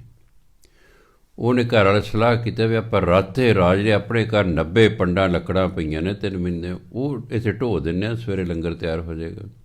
ਉਹ ਢੋਣ ਲੱਗ ਗਏ ਜੀ ਤਿੰਨੋਂ ਜੀ। ਜਦੋਂ ਉੱਥੇ ਸੇਵਾਦਾਰਾਂ ਨੂੰ ਪਤਾ ਲੱਗਾ ਰਾਤ ਨੂੰ ਵੀ ਇਹ ਲੱਕੜਾਂ ਲੈ ਕੇ, ਉਹ ਕਹਿੰਦੇ ਤੁਸੀਂ ਕਿੱਥੋਂ ਲੈ ਕੇ, ਸਾਡੇ ਘਰ ਬਹੁਤ ਲੱਕੜਾਂ ਪਈਆਂ, ਉਹ ਵੀ ਨਾਲ ਲੱਗ ਗਏ। ਰਾਤੇ ਰਾਤ 90 ਪੰਡਾਂ ਢੋ ਕੇ ਰਾਤ ਸਵੇਰੇ ਲੰਗਰ ਤਿਆਰ ਹੋ ਗਿਆ। ਲੰਘ ਰਿਹਾ ਸੱਚੇ ਪਾਤਸ਼ਾਹ ਭੋਗ ਲਾਓ। ਉਹ ਕਹਿੰਦੇ ਤੂੰ ਤਾਂ ਕਹਿੰਦਾ ਸੀ ਵੀ ਲੱਕੜਾਂ ਹੈ ਨਹੀਂ, ਲੰਗਰ ਨਹੀਂ ਤਿਆਰ, ਹੁਣ ਕਿਵੇਂ? ਉਹਨੇ ਸੱਦਿਆ ਉਹਨਾਂ ਨੂੰ, ਕਿਹਾ ਜੀ ਆਹ 3 ਨੇ, ਇਹਦਾ ਨਾਮ ਉੱਤਮ ਹੈ, ਇਹ ਫਲਾਣੇ ਪਿੰਡ ਦਾ ਰਹਿਣ ਵਾਲਾ ਹੈ, ਇਹਨਾਂ ਦੇ ਘਰ 90 ਪੰਡਾਂ ਲੱਕੜਾਂ ਸਨ, ਇਹਨਾਂ ਨੇ ਤੇ ਅਸੀਂ ਰਲ ਕੇ ਢੋ ਲਈਆਂ ਨੇ, ਅਤੇ ਉਹ ਲੰਗਰ ਤਿਆਰ। ਕਹਿੰਦੇ ਅੱਛਾ ਬਈ ਉੱਤਮ ਸਿਆਂ ਮੰਗ ਕੀ ਮੰਗਦਾ? ਹੋਰ ਦੇਖਦਾ ਮੈਂ 60 ਸਾਲ ਦਾ ਹਾਂ, ਬੱਗੀ ਦਾੜੀ ਹੋ ਗਈ ਹੈ, ਵੀ ਮੈਂ ਚੰਗਾ ਲੱਗਦਾ, ਬੱਚਾ ਮੰਗਦਾ ਹੈ, ਉਹ ਸੰਗ ਗਿਆ ਭੈਰੀ ਸੰਗਤ 'ਚ। ਗੁਰੂ ਮਹਾਰਾਜ ਕਹਿੰਦੇ ਭਾਈ ਸਾਡਾ ਦੂਜਾ ਬਚਨ ਹੈ, ਮੰਗ ਕੀ ਮੰਗਦਾ? ਉਹ ਫਿਰ ਚੁੱਪ। ਗੁਰੂ ਮਹਾਰਾਜ ਕਹਿੰਦੇ ਸਾਡਾ ਤੀਜਾ ਬਚਨ, ਮੰਗ ਕੀ ਮੰਗਦਾ? ਉਹ ਚੁੱਪ ਕਰੋ। ਲੜਕੀ ਉੱਠ ਖੜੀ, ਕਹਿੰਦੇ ਮਹਾਰਾਜ ਜੀ ਮੈਨੂੰ ਇੱਕ ਭਰਾ ਚਾਹੀਦਾ। ਕਹਿੰਦੇ ਅੱਛਾ, ਅਗਲੇ ਸਾਲ ਤੇਰੇ ਭਰਾ ਹੋ ਜਾਏਗਾ। ਅਤੇ ਅਗਲੇ ਸਾਲ ਕਹਿੰਦੇ ਜਿਹੜਾ ਲੜਕਾ ਹੋਏਗਾ ਉਹ ਗੁਰੂ ਘਰ ਦਾ ਪ੍ਰੇਮੀ ਹੋਵੇਗਾ। ਅਤੇ ਉਸੇ ਖਾਨਦਾਨ ਦੇ ਵਿੱਚੋਂ ਰਾਜਾ ਉਦੈ ਸਿੰਘ ਕੈਥਲ ਦਾ ਹੋਇਆ। ਉਹਨੇ ਫਿਰ ਚੂੜਾਮਣੀ ਨੂੰ ਸੱਦਿਆ ਸੰਤੋਖ ਸਿੰਘ ਨੂੰ ਅੰਮ੍ਰਿਤਸਰ ਤੋਂ, ਇੱਕ ਪਿੰਡ ਉਹਦੇ ਨਾਮ 'ਤੇ ਲਵਾਇਆ। ਕੈਥਲ ਨੂੰ ਜਾਈ, ਕੈਥਲ ਦੇ ਉਰਲੇ ਪਾਸੇ ਬਹੁਤ ਵੱਡਾ ਪਿੰਡ ਹੈ ਸੜਕ ਦੇ ਉੱਤੇ, ਉਹ ਪਿੰਡ ਉਹਦੇ ਨਾਂ ਲਵਾਇਆ ਕਿ ਜਿੰਨਾ ਮਾਮਲਾ ਹੋਏਗਾ ਤੇਰਾ। 4 ਕਮਰੇ ਉਹਨੂੰ ਰਹਿਣ ਨੂੰ ਦਿੱਤੇ, ਆਉਣ ਜਾਣ ਲਈ ਘੋੜਾ ਦਿੱਤਾ, ਨਾਲ ਤਨਖਾਹ ਦੇਣੀ ਸ਼ੁਰੂ ਕੀਤੀ, 4 ਸੇਵਾਦਾਰ ਦਿੱਤੇ ਕਿ ਤੂੰ 10 ਗੁਰੂਆਂ ਦਾ ਜੀਵਨ ਲਿਖਣਾ ਹੈ। ਉਸ ਬੰਦੇ ਨੇ ਫਿਰ 10 ਸਾਲ ਲਾ ਕੇ 10 ਗੁਰੂਆਂ ਦਾ ਜੀਵਨ ਲਿਖਿਆ। ਅਤੇ ਫਿਰ ਭਾਈ ਸੰਤੋਖ ਸਿੰਘ ਜਿੰਨਾ ਲਿਖ ਲੈਂਦਾ ਸੀ, ਸ਼ਾਮ ਨੂੰ ਗੁਰੂ ਤੇਗ ਬਹਾਦਰ ਜੀ ਮਹਾਰਾਜ ਦੀ ਯਾਦ 'ਚ ਕੈਥਲ ਜੀ ਗੁਰਦੁਆਰਾ ਸਾਹਿਬ ਬਣਿਆ, ਉੱਥੇ ਕਥਾ ਕਰਿਆ ਕਰਦਾ ਸੀ ਸੂਰਜ ਪ੍ਰਕਾਸ਼ ਦੀ। ਕਿੱਡੀ ਵੱਡੀ ਸੇਵਾ ਕੀਤੀ। ਉਸੇ ਖਾਨਦਾਨ 'ਚ ਰਾਜਾ ਉਦੈ ਸਿੰਘ ਹੋਇਆ ਜਿਸ ਨੇ ਇਹ ਲਿਖਵਾਇਆ ਭਾਈ ਸੰਤੋਖ ਸਿੰਘ ਤੋਂ ਸੂਰਜ ਪ੍ਰਕਾਸ਼। ਸੋ ਇਸ ਲਈ ਹੈ ਬਸ ਕਰਦੇ ਰਹੀਦਾ, ਸੇਵਾ ਕਰਨੀ, ਸੇਵਾ ਕਰਦੇ ਰਹੋ। ਬਿਨ ਬੋਲਿਆਂ ਸਭ ਕੁਛ ਜਾਣਦਾ, ਉਹਨੂੰ ਸਭ ਪਤਾ ਹੈ। ਜਿੱਦਾਂ ਗੁਰੂ ਮਹਾਰਾਜ ਖੁਸ਼ ਹੋ ਗਏ, ਉਹਨੇ ਆਪ ਹੀ ਪੁੱਛਣਾ, ਬੋਲ ਸਿੰਘਾ ਕੀ ਚਾਹੀਦਾ ਤੈਨੂੰ? ਉਹਦੇ ਫਿਰ ਮੰਗ ਲੈ ਜੋ ਚਾਹੀਦਾ ਹੈਗਾ। ਭਜਨ ਬੰਦਗੀ ਕਰਦੇ ਰਹੋ, ਸੇਵਾ ਕਰਦੇ ਰਹੋ, ਆਪੇ ਗੁਰੂ ਮਹਾਰਾਜ ਕਿਰਪਾ ਕਰਦੇ ਨੇ। ਨਾ ਤਰਲੇ ਤੁਰਲੇ ਕੱਢਣ ਦੀ ਲੋੜ ਨਹੀਂ, ਉਹਨੂੰ ਸਭ ਪਤਾ ਹੈ। ਉਹ ਕਹਿੰਦੇ ਭਾਈ ਤੁਸੀਂ ਮੇਰੀ ਗੱਲ ਮੰਨੋ, ਗੱਲ ਮੰਨੋ, ਬਸ ਇਸੇ 'ਚ ਹੀ ਸਭ ਕੁਛ ਹੈ। ਤੁਹਾਡਾ ਬੱਚਾ ਉਂਝ ਤਾਂ ਤੁਹਾਨੂੰ ਸਤਿ ਸ੍ਰੀ ਅਕਾਲ ਬੁਲਾਉਂਦਾ ਸਵੇਰੇ ਉੱਠ ਕੇ, ਪੈਰੀ ਵੀ ਲਾਉਂਦਾ, ਹੱਥ ਲਾਉਂਦਾ, ਪਰ ਤੁਸੀਂ ਉਹਨੂੰ ਕੰਮ ਨੂੰ ਕਰੋ ਉਹ ਮੰਨਦਾ ਨਹੀਂ। ਫਿਰ ਜੈਸੇ ਹੱਥ ਪੈਰੀ ਲਾਏ ਜੈਸੇ ਨਾ ਲਾਏ, ਕੰਮ ਕਿਹਾ ਤਾਂ ਮੰਨਿਆ ਨਹੀਂ। ਜੇ ਸਿੱਖ ਗੁਰੂ ਦਾ ਕਿਹਾ ਮੰਨਣ ਲੱਗ ਜੇ, ਮੋਜੇ ਹੀ ਮੋਜੇ ਨੇ। ਔਰ ਉੱਥੇ ਕੀ ਹੈ, ਗੁਰੂ ਮਹਾਰਾਜ ਕੋਈ ਬਹੁਤਾ ਨਹੀਂ ਕਹਿੰਦੇ ਭਾਈ ਤੁਸੀਂ ਸਾਡੇ ਅੱਗੇ ਨੱਕ ਰਗੜੀ ਜਾਓ ਤੁਸੀਂ। ਉਹ ਤਾਂ ਕਹਿੰਦੇ ਜਿਵੇਂ ਅਸੀਂ ਤੁਸੀਂ ਕਹਿੰਦੇ ਉਵੇਂ ਕਰੀ ਚਲੋ। ਉਹ ਕਹਿੰਦੇ ਭਾਈ 10 ਨੌਂ ਦੀ ਕਿਰਤ ਕਰੋ। ਅੱਜ ਦਾ ਸਿੱਖ ਕਹਿੰਦੇ ਲਓ ਜੀ 10 ਨੌਂ ਤਾਂ ਗੁਜ਼ਾਰਾ ਹੀ ਨਹੀਂ, ਤਾਂ ਖਰਚਾ ਹੀ ਇੰਨਾ ਹੈ, ਇਹ ਮੰਨਣ ਨੂੰ ਤਿਆਰ ਹੀ ਨਹੀਂ। 80% ਜਿਹੜੇ ਸਿੱਖ ਨੇ ਇਸ ਵੇਲੇ, ਇਹਨਾਂ ਨੂੰ ਕਿਸੇ ਨਾ ਕਿਸੇ ਤਰੀਕੇ ਦੀ ਹਰਾਮ ਦੀ ਕਮਾਈ ਹੈ। ਕੋਈ ਮਿਲਾਵਟ ਕਰ ਰਿਹਾ, ਕੋਈ ਰਿਸ਼ਵਤ ਲੈ ਰਿਹਾ, ਕੋਈ ਠੱਗੀ ਕਰ ਰਿਹਾ, ਕੋਈ ਕੁਛ ਕਰ ਰਿਹਾ, ਕੋਈ ਕੁਛ ਕਰ ਰਿਹਾ। ਬਹੁਤ ਥੋੜ੍ਹੇ ਲੋਕ ਨੇ ਜਿਨ੍ਹਾਂ ਨੂੰ 10 ਨੌਂ ਦੀ ਜਿਨ੍ਹਾਂ ਦੀ ਕਿਰਤ ਹੈ। ਦੂਜਾ ਕਹਿੰਦੇ ਭਾਈ ਕੋਈ ਨਸ਼ਾ ਨਹੀਂ ਕਰਨਾ। ਮੇਰੀ ਸ਼ਾਦੀ ਹੋਈ 35.5 ਸਾਲ ਦੀ ਉਮਰ 'ਚ, ਮਿਸਿਸ ਉਦੋਂ ਮੇਰੀ ਸੀ 35 ਸਾਲ ਦੀ। ਮੈਂ ਚੱਲ ਮੈਂ ਤਾਂ ਫੈਸਲਾ ਕੀਤਾ ਸੀ ਸ਼ਾਦੀ ਨਹੀਂ ਕਰਾਉਣੀ, ਮੇਰੇ ਤਾਂ ਉਮਰ ਦੀ, ਤੂੰ 35 ਸਾਲ ਦੀ ਕਿਉਂ ਹੋ ਗਈ ਹੈ? ਕਹਿੰਦੇ ਮੈਂ ਫੈਸਲਾ ਕੀਤਾ ਸੀ ਮੈਂ ਤਾਂ ਵੈਸ਼ਨੂ ਨਾਲ ਵਿਆਹ ਕਰਾਉਣਾ, ਅਤੇ ਜੱਟਾਂ 'ਚ ਵੈਸ਼ਨੂ ਨਹੀਂ ਸੀ ਕੋਈ ਮਿਲਦਾ। ਤੁਸੀਂ ਕਹਿੰਦੇ 35 ਸਾਲ 'ਚ ਟੱਕਰੇ ਹੋ ਤਾਂ ਤੁਹਾਡੇ ਨਾਲ ਵਿਆਹ ਕਰਾਇਆ। ਪੰਜਾਬ ਦੇ ਲੋਕ ਨਾ ਸ਼ਰਾਬ ਪੀਣੋਂ ਹਟਦੇ ਨੇ, ਫੀਮ ਇਹ ਖਾਂਦੇ ਨੇ, ਜਰਦੇ ਇਹ ਖਾਂਦੇ ਨੇ, ਅਤੇ ਹੁਣ ਤਾਂ ਹੋਰ ਹੀ ਬੜਾ ਕੁਛ ਆ ਗਿਆ ਹੈ। ਇਹ ਗੁਰੂ ਦੀ ਮੰਨਦੇ ਹੀ ਨਹੀਂ। ਗੁਰੂ ਮਹਾਰਾਜ ਕਹਿੰਦੇ ਕੋਈ ਨਸ਼ਾ ਨਹੀਂ ਕਰਨਾ, ਇਹ ਹਟਦੇ ਹੀ ਨਹੀਂ ਹੈਗੇ। ਗੁਰੂ ਮਹਾਰਾਜ ਕੇ ਭਾਈ ਚਾਲ ਚੱਲ ਉੱਚਾ ਰੱਖਣਾ ਹੈ, ਅਤੇ ਮਗਰ ਫਿਰ ਜਨਾਨੀ ਬਗਾਨੀਆਂ ਦੇ, ਇਸ ਲਈ ਗੱਲ ਕੋਈ ਬਣਦੀ ਨਹੀਂ ਹੈਗੀ। ਅਸੀਂ ਗੁਰੂ ਦੀ ਗੱਲ ਹੀ ਨਹੀਂ ਮੰਨਦੇ, ਫਿਰ ਗੁਰੂ ਦੀ ਖੁਸ਼ੀ ਸਾਡੇ 'ਤੇ ਕਿਵੇਂ ਹੋ ਸਕਦੀ ਹੈ? ਭਜਨ ਬੰਦਗੀ ਨਹੀਂ ਕਰਨੀ, ਗੁਰੂ ਦੀ ਗੱਲ ਨਹੀਂ ਮੰਨਣੀ। ਬਸ 3 ਹੀ ਵੱਡੀਆਂ ਗੱਲਾਂ ਗੁਰੂ ਮਹਾਰਾਜ ਕਹਿੰਦੇ ਨੇ ਕਿ ਭਾਈ 10 ਨੌਂ ਦੀ ਕਿਰਤ ਕਰੋ, 1 ਨਸ਼ਾ ਕੋਈ ਨਾ ਕਰੋ, 2 ਆਪਣਾ ਚਾਲ ਚਲੋ ਉੱਚਾ ਰੱਖੋ, 3 ਅਤੇ ਨਾਲ ਭਜਨ ਬੰਦਗੀ ਕਰੋ। ਬਸ ਕੋਈ ਲੰਮਾ ਚੌੜਾ ਨਹੀਂ ਹੈਗਾ ਉਹ ਸਿਲਸਿਲਾ ਵੀ ਹਾਂ ਸਾਨੂੰ ਯਾਦ ਨਹੀਂ ਰਹਿੰਦਾ ਵੀ ਕਿਹੜੀਆਂ ਗੱਲਾਂ ਨੇ। ਵਾਰੀ ਦੁਹਰਾਉਂਦੇ ਰਹਿੰਦੇ ਅਸੀਂ ਇਹਨਾਂ ਨੂੰ। ਹਾਂ, ਇਹ ਹੁਣ ਹਰ ਬੰਦੇ ਨੇ ਆਪਣੇ ਅੰਦਰ ਝਾਤੀ ਮਾਰਨੀ ਹੈ ਕਿ ਕੀ ਮੈਂ ਇਹਨਾਂ 3 ਗੱਲਾਂ 'ਤੇ ਪਹਿਰਾ ਦੇ ਰਿਹਾ। ਹੋ ਸਕਦਾ 10 ਨੌਂ ਦੀ ਕਿਰਤ ਵੀ ਹੋਵੇ, ਹੋ ਸਕਦਾ ਚਾਲ ਚੱਲਣ ਵੀ ਉੱਚਾ ਹੋਵੇ, ਹੋ ਸਕਦਾ ਨਸ਼ਾ ਵੀ ਕੋਈ ਨਾ ਕਰਦਾ ਹੋਵੇ, ਪਰ ਕੀ ਨਾਲ ਨਾਮ ਜਪਦਾ, ਬਾਣੀ ਪੜ੍ਹਦਾ, ਅਤੇ ਜੇ 4 ਕੰਮ ਕਰਦਾ ਤਾਂ ਬਸ ਫਿਰ ਮੌਜਾਂ ਹੀ ਮੌਜਾਂ ਨੇ। ਹਾਂਜੀ, ਫਿਰ ਕਿਸੇ ਚੀਜ਼ ਦੀ ਘਾਟਾ ਨਹੀਂ ਰਹਿੰਦਾ ਹੈਗਾ। ਗੁਰੂ ਮਹਾਰਾਜ ਕਿਰਪਾ ਕਰਨ। ਇਸ ਲਈ ਗੁਰੂ ਮਹਾਰਾਜ ਕਹਿੰਦੇ, ਲਾਦ ਖੇਪ ਸੰਤਹਿ ਸੰਗ ਚਾਲ, ਅਵਰ ਤਿਆਗ ਵਿਖਿਆ ਜੰਜਾਲ। ਵਿਖਿਆ ਮੈਨੇ ਮਾਇਆ, ਕਹਿੰਦੇ ਮਾਇਆ ਜਿਹੜੇ ਜੰਜਾਲ ਝੰਜਟ ਨੇ ਨਾ, ਇਹਨਾਂ ਨੂੰ ਛੱਡ ਦੇ। ਲਾਦ ਖੇਪ, ਖੇਪ ਹੁੰਦਾ ਸੌਦਾ, ਇਹ ਨਾਮ ਦਾ ਸੌਦਾ ਲੱਦ, ਸੰਤਾਂ ਦੇ ਨਾਲ ਚੱਲ, ਸੰਤਾਂ ਦੀ ਸੰਗਤ ਕਰ, ਨਾਮ ਦਾ ਸੌਦਾ ਇਕੱਠਾ ਕਰ। ਇਹ ਜਿਹੜੇ ਮਾਇਆ ਦੇ ਜੰਜਾਲ ਨੇ, ਇਹਨਾਂ ਨੂੰ ਛੱਡ ਤੂੰ। ਇਹ ਨਹੀਂ ਗੁਰੂ ਮਹਾਰਾਜ ਕਹਿ ਕਿ ਮਾਇਆ ਨਹੀਂ ਕਮਾਣੀ, ਇਸ ਤਰ੍ਹਾਂ ਨਹੀਂ ਸਮਝ ਲੈਣਾ। ਸਗੋਂ ਗੁਰੂ ਨਾਨਕ ਨੇ ਦੇਖਿਆ ਵੀ ਕਰੋੜਾਂ ਲੋਕ ਹਿੰਦੁਸਤਾਨ 'ਚ ਨੇ ਜਿਹੜੇ ਕੰਮ ਹੀ ਕੋਈ ਨਹੀਂ ਕਰਦੇ, ਦੂਜਿਆਂ ਦੇ ਸਿਰ 'ਤੇ ਖਾਂਦੇ ਨੇ। ਕਰੋੜਾਂ ਹੀ ਮੰਗਤੇ ਨੇ ਇਸ ਵੇਲੇ ਹਿੰਦੁਸਤਾਨ 'ਚ, ਕਰੋੜਾਂ ਹੀ ਸਾਧੂ ਬਣੇ ਹੋਏ ਨੇ, ਹਾਂਜੀ, ਕੋਈ ਕੰਮ ਨਹੀਂ ਕਰਦੇ ਹੈਗੇ, ਲੋਕਾਂ ਦੇ ਸਿਰ 'ਤੇ ਹੀ ਖਾਂਦੇ ਨੇ, ਲੋਕਾਂ ਦੇ ਸਿਰ 'ਤੇ ਹੀ ਖਾਂਦੇ ਨੇ। ਉਹਨਾਂ ਨੇ ਕਿਹਾ ਨਹੀਂ, ਮੇਰਾ ਸਿੱਖ ਕਿਰਤ ਕਰੇਗਾ, ਇਹ ਮੰਗ ਕੇ ਨਹੀਂ ਖਾਏਗਾ, ਇਹ ਕਿਸੇ ਦੇ ਬੋਝ ਨਹੀਂ ਹੋਵੇਗਾ, ਆਪਣੀ ਕਿਰਤ ਕਰਕੇ ਆਪਣੇ ਆਪ ਨੂੰ ਅਤੇ ਆਪਣੇ ਪਰਿਵਾਰ ਨੂੰ ਪਾਲੇਗਾ, ਅਤੇ ਸੰਤਾਂ ਦੀ ਸੰਗਤ ਕਰਕੇ ਆਪਣਾ ਨਾਮ ਧਨ ਇਕੱਠਾ ਕਰੇਗਾ। ਹੋਰ ਕੀ ਹੈ? ਸੋ ਕਹਿੰਦੇ ਮਾਇਆ ਦੇ ਜਿਹੜੇ ਜੰਜਾਲ ਨੇ, ਇਹਨਾਂ ਨੂੰ ਛੱਡ, ਸੰਤਾਂ ਦੀ ਕਰ ਸੰਗਤ, ਅਤੇ ਖੇਪ ਲੱਦ, ਨਾਮ ਰੂਪੀ ਸੌਦਾ ਲੱਦ, ਉਹ ਇਕੱਠਾ ਕਰ। ਫਿਰ ਕੀ ਹੋਏਗਾ? ਧਨ ਧਨ ਕਹੈ ਸਭ ਕੋਏ, ਮੁਖ ਉਜਲ ਹਰ ਦਰਗਾਹ ਸੋਏ। ਸਾਰੇ ਉਹਨੂੰ ਧਨ ਧਨ, ਸ਼ਾਬਾਸ਼ੇ ਸ਼ਾਬਾਸ਼ੇ, ਕਿ ਧਨ ਮੈਨੇ ਸ਼ਾਬਾਸ਼ੇ, ਸਾਰੇ ਉਹਨੂੰ ਸ਼ਾਬਾਸ਼ੇ ਸ਼ਾਬਾਸ਼ੇ ਕਹਿਣਗੇ। ਉਹਦਾ ਮੁੱਖ ਉਜਲਾ ਹੋ ਜਾਏਗਾ, ਦਰਗਾਹ ਦੇ 'ਚ ਮੁੱਖ ਉਜਲਾ ਲੈ ਕੇ ਜਾਏਗਾ। ਭਾ ਕਿਉਂਕਿ ਉਹਨੇ ਸਹੀ ਕਰਮ ਕੀਤੇ, ਨਾਮ ਜਪਿਆ, ਮੁੱਖ ਉਜਲਾ ਹੈ, ਦਰਗਾਹ 'ਚ ਪਹੁੰਚੇਗਾ, ਪਰਮਾਤਮਾ ਦੀ ਦਰਗਾਹ 'ਚ ਪਹੁੰਚੇਗਾ ਮੁੱਖ ਸਾਹ, ਅਤੇ ਲੋਕ ਵੀ ਧੰਨ ਧੰਨ ਕਰਨਗੇ। ਅੱਗੇ ਕਹਿੰਦੇ,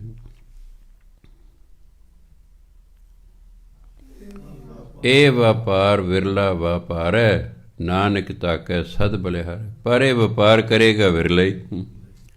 ਇਹ ਨਾਮ ਧਨ ਇਕੱਠਾ ਕਰਨਾ, ਸਾਧੂਆਂ ਦੀ ਸੰਗਤ ਕਰਨਾ, ਕਹਿੰਦੇ ਇਹ ਵਿਰਲਾ ਟਾਮ ਹੀ ਕਰੇਗਾ, ਇਹ ਵਿਰਲਾ ਹੀ ਕਰੇਗਾ।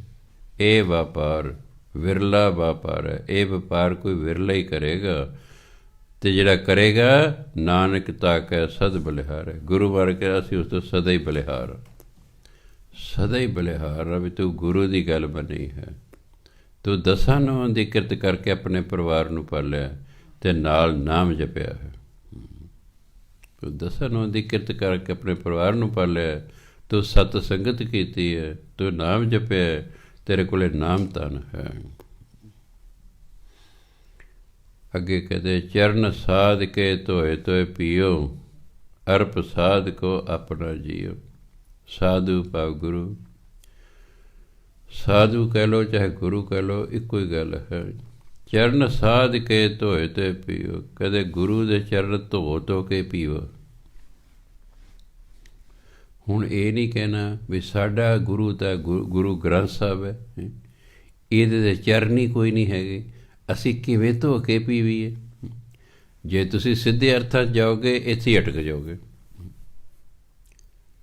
ਤੁਸੀਂ ਅਟਕ ਜਾਓਗੇ, ਤੁਹਾਡੇ ਫੈਸਲੇ ਹੀ ਨਹੀਂ ਹੋਣਾ ਵੀ ਚਲੋ ਜੀ ਗੁਰੂ ਮਹਾਰਾਜ ਜਦੋਂ ਜਿਉਂਦੇ ਸਨ ਉਹ ਤਾਂ ਠੀਕ ਹੈ, ਚਰਨ ਧੋ ਕੇ ਪੀ ਲੈਂਦੇ, ਹੁਣ ਤਾਂ ਗੁਰੂ ਗ੍ਰੰਥ ਸਾਡੇ ਗੁਰੂ ਨੇ, ਇਹਦੇ ਚਰਨ ਹੀ ਕੋਈ ਨਹੀਂ ਹੈਗੇ, ਅਤੇ ਧੋ ਕੇ ਕੀ ਪੀਵੀਏ। ਫਿਰ ਸਮਝਣਾ ਪੈਂਦਾ ਵੀ ਗੁਰੂ ਮਹਾਰਾਜ ਦਾ ਭਾਵ ਕੀ ਹੈ। ਵੀ ਨਿਮਰਤਾ ਸਹਿਤ ਗੁਰੂ ਦੀ ਸੰਗਤ ਕਰੋ ਅਤੇ ਗੁਰੂ ਦੇ ਆਖੇ ਲੱਗੋ, ਬਸ ਇਹੀ ਉਹਨਾਂ ਦੇ ਚਰਨ ਧੋ ਧੋ ਕੇ ਪੀਣਾ। ਚਰਨ ਸਾਧ ਕੇ ਧੋਏ ਧੋਏ ਪੀਓ, ਅਰਪ ਸਾਧ ਕੋ ਆਪਣਾ ਜੀ। ਆਪਣਾ ਮਨ ਗੁਰੂ ਨੂੰ ਅਰਪਣ ਕਰ ਦਿਓ ਕਿ ਲਓ ਮਹਾਰਾਜ ਜਿਵੇਂ ਤੁਸੀਂ ਕਹੋਗੇ ਉਵੇਂ ਕਰਾਂਗਾ। ਇਹ ਮਨ ਅਰਪਣ ਕਰਨਾ। ਮਨ ਵੇਚਿਆ ਸਤਿਗੁਰ ਕੇ ਪਾਸ, ਤੇ ਸੇਵਕ ਕੇ ਕਾਰਜ ਰਾਸ। ਆਹੀ ਵੇਚਣ ਤੋਂ ਮਤਲਬ ਹੈ। ਇਹ ਨਹੀਂ ਕਿਹਾ ਗੁਰੂ ਬਣ ਲਿਆ ਜੀ ਇੰਨੇ ਪੈਸੇ ਦੇ ਤਾਂ ਮਨ ਵੇਚੂੰਗਾ। ਵੀ ਤੁਸੀਂ ਲਿਖਿਆ ਮਨ ਵੇਚੇ ਸਤਿ, ਬੋਲੋ ਕਿੰਨੇ ਪੈਸੇ ਦੇਣੇ। ਉਹ ਕਹਿੰਦਾ ਇੰਨੇ, ਮੈਂ ਨਹੀਂ ਇੰਨਾ ਬਾਰਾ ਖਾਂਦਾ, ਮੈਂ ਤਾਂ ਇੰਨੇ ਲੈਣੇ ਨੇ।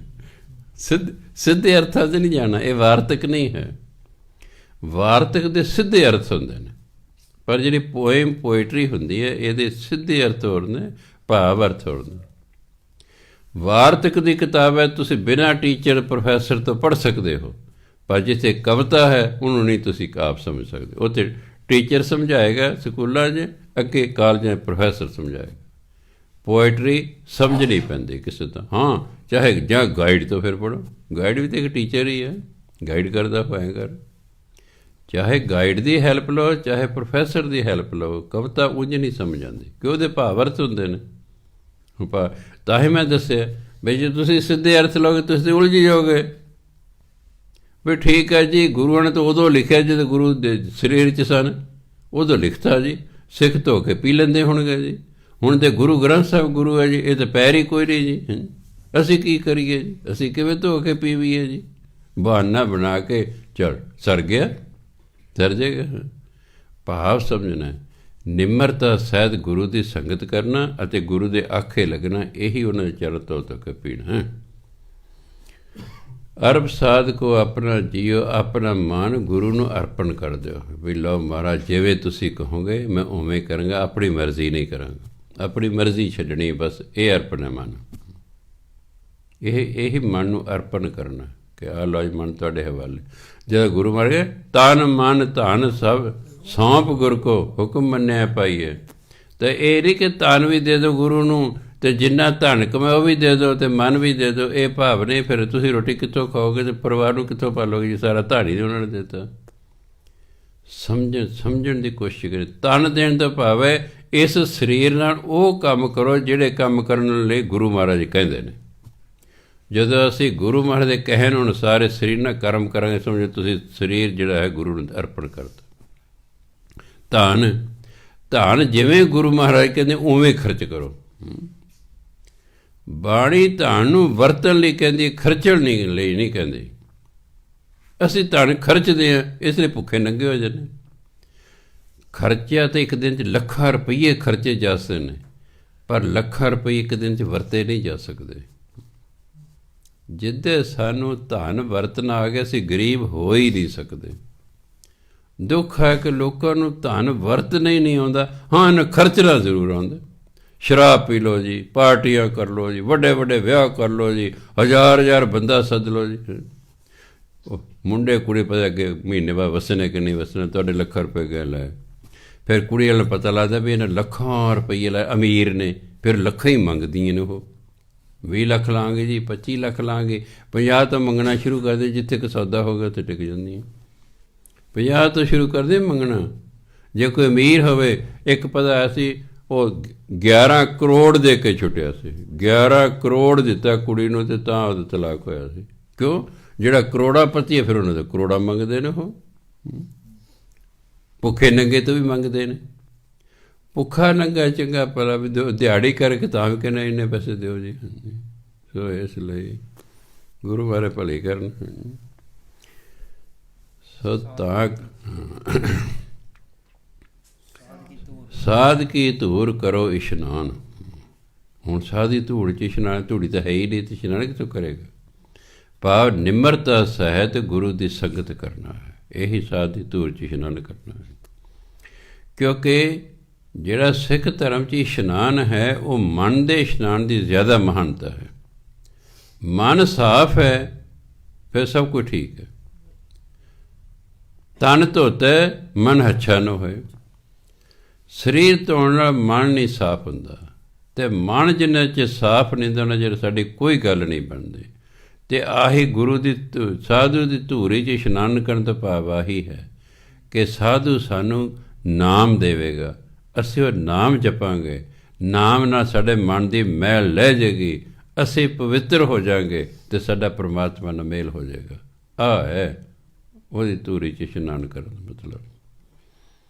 ਸਾਧ ਉੱਪਰ ਜਾਈਏ ਕੁਰਬਾਨ, ਇਸ ਲਈ ਸਾਧੂ ਤੋਂ ਕੁਰਬਾਨ ਜਾਣਾ ਚਾਹੀਦਾ ਹੈ, ਗੁਰੂ ਤੋਂ ਕੁਰਬਾਨ ਹੋ ਜਾਣਾ ਚਾਹੀਦਾ, ਬਲਿਹਾਰ ਜਾਣਾ ਚਾਹੀਦਾ ਹੈ। ਸਾਧ ਸੇਵਾ ਵਡਭਾਗੀ ਪਾਈਏ। ਗੁਰੂ ਦੀ ਸੇਵਾ ਵੀ ਵੱਡੇ ਭਾਗਾਂ ਨਾਲ ਮਿਲਦੀ ਹੈ। ਗੁਰੂ ਦੇ ਦਰ 'ਤੇ ਚਲੇ ਗਏ, ਮੱਥਾ ਟੇਕਿਆ, ਨੱਕ ਰਗੜਿਆ, ਹੱਥ ਕਰੇ, ਝੋਲੀ ਅੱਡੀ, ਇਹ ਸੇਵਾ ਨਹੀਂ ਹੈ।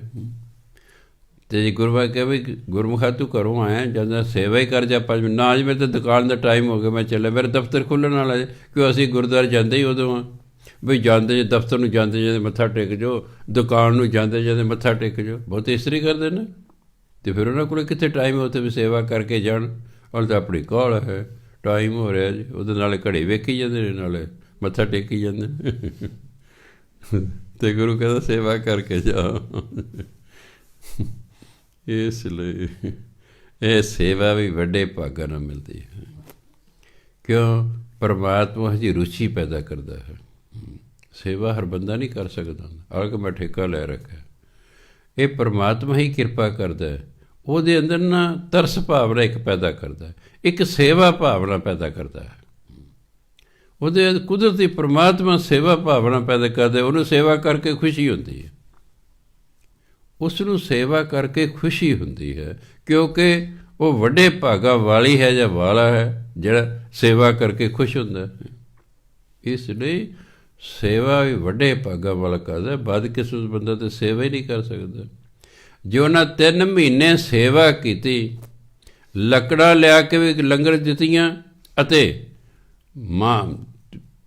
ਮਾਂ ਧੀ ਨੇ ਸੇਵਾ ਵੀ ਕੀਤੀ, ਉੱਥੇ ਗੁਰੂ ਬਾਰੇ ਪ੍ਰਸੰਨ ਹੋ ਗਏ ਵੀ ਹਾਂ ਭਾਈ ਸੇਵਾ ਕੀਤੀ ਹੈ ਇਹਨਾਂ ਨੇ। ਹਾਂ, ਮੰਗੋ ਕਹਿੰਦੇ ਕੀ ਮੰਗਦੇ ਹੋ?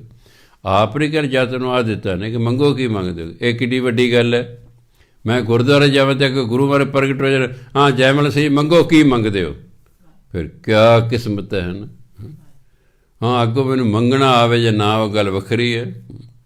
ਪਹਿਲਾਂ ਤਿਆਰ ਹੋ ਕੇ ਜਾਇਆ ਕਰੋ, ਕਿਤੇ ਉੱਥੇ ਛੇ ਪੰਜ ਪੈ ਜਾਓ, ਕਿਤੇ ਕੋਈ ਪੁੱਤਰ ਦੇ ਦਿਓ, ਉਹ ਕਹੇ ਜਾ ਤੈਨੂੰ ਤਾਂ ਮੰਗਣਾ ਵੀ ਨਹੀਂ ਆਇਆ। ਪਹਿਲਾਂ ਸੋਚ ਕੇ ਜਾਇਆ ਕਰੋ, ਕਿਤੇ ਸਾਡੇ ਕਿੱਥੇ ਭਾਅ ਜੀ ਗੁਰੂ ਨੇ ਕਹਿਣਾ ਬੋਲ ਕੀ ਮੰਗਦਾ। ਸੋਚ ਕੇ ਜਾਇਆ ਕਰੋ, ਬਾਈ ਚਾਂਸ ਗੁਰੂ ਮਾਰੇ ਪ੍ਰਗਟ ਹੋ ਜਾਣ ਅਤੇ ਕਹਿਣ ਬੀਬਾ ਮੰਗ ਕੀ ਮੰਗਦੀ ਹੈ? ਸੋਚ ਕੇ ਜਾ, ਮੈਂ ਆਹ ਮੰਗੂ। ਹੋ ਸਕਦਾ ਤੁਸੀਂ ਉੱਥੇ 75 ਹੀ ਜਾਓ, ਤੁਹਾਨੂੰ ਮੰਗਣਾ ਹੀ ਭੁੱਲ ਜਾਏ। ਪੰਚਮ ਪਾਤਸ਼ਾਹ ਆਪ ਕਹਿੰਦੇ ਨੇ, ਕਹਿੰਦਾ ਮੈਂ ਮਨ 'ਚ ਲੈ ਕੇ ਗਿਆ, ਜੇ ਮੈਨੂੰ ਪਰਮਾਤਮਾ ਦੇ ਦਰਸ਼ਨ ਹੋਏ ਮੈਂ ਆਹ ਮੰਗਾਂਗਾ।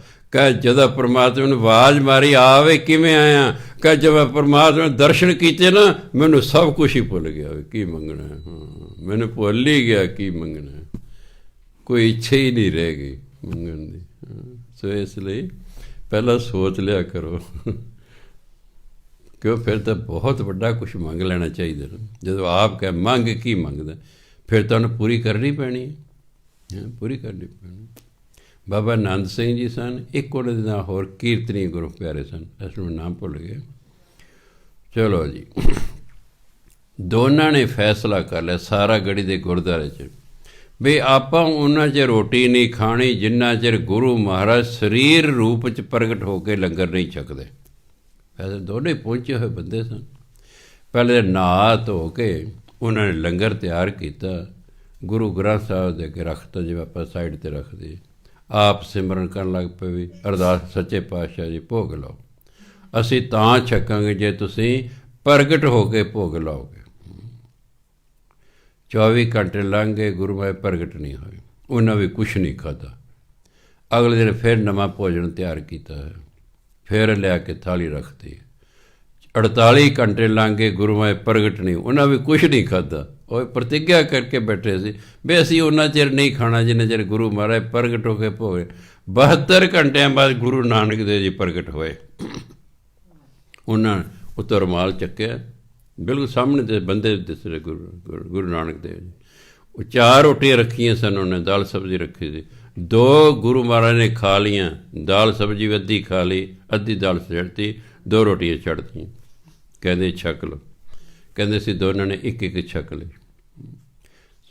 ਹਾਂ, ਉਹ ਕਹਿੰਦੇ ਆਨੰਦ ਸਿੰਘ ਜੀ ਕਹਿੰਦੇ ਮੇਰੇ ਨਾਲ ਪੁੱਛਦੇ ਮੰਗ ਕੀ ਮੰਗਦਾ? ਉਹ ਸੀ ਕੀਰਤਨੀਆਂ। ਕਹਿ ਜੀ ਜਦੋਂ ਮੈਂ ਕੀਰਤਨ ਕਰਾਂ ਤੁਸੀਂ ਸਟੇਜ 'ਤੇ ਬੈਠੇ ਹੋਣੇ, ਮੈਨੂੰ ਤੁਹਾਡੇ ਦਰਸ਼ਨ ਹੋਣੇ ਚਾਹੀਦੇ। ਕਹਿੰਦੇ ਹੋ ਜਾਇਆ ਕਰਨਗੇ। ਆਨੰਦ ਸਿੰਘ ਤੂੰ ਮੰਗ। ਕਹਿ ਜੀ ਮੈਨੂੰ ਆਪਣਾ ਬਣਾ ਲਓ। ਕਹਿੰਦੇ ਗੁਰੂ ਮਹਾਰਾਜ ਬੜੇ ਖੁਸ਼ ਹੋਏ, ਉਹਨੇ ਜੱਫੀ 'ਚ ਲੈ ਲਿਆ। ਕਹਿੰਦੇ ਆਨੰਦ ਸਿੰਘ ਅੱਜ ਤੋਂ ਤੂੰ ਮੇਰਾ ਹੋਇਆ। ਅਤੇ ਇਹ ਵੀ ਤਾਂ ਨਾ ਵੀ ਮੰਗਣਾ ਕੀ ਹੈ, ਮੰਗਣਾ ਕੀ?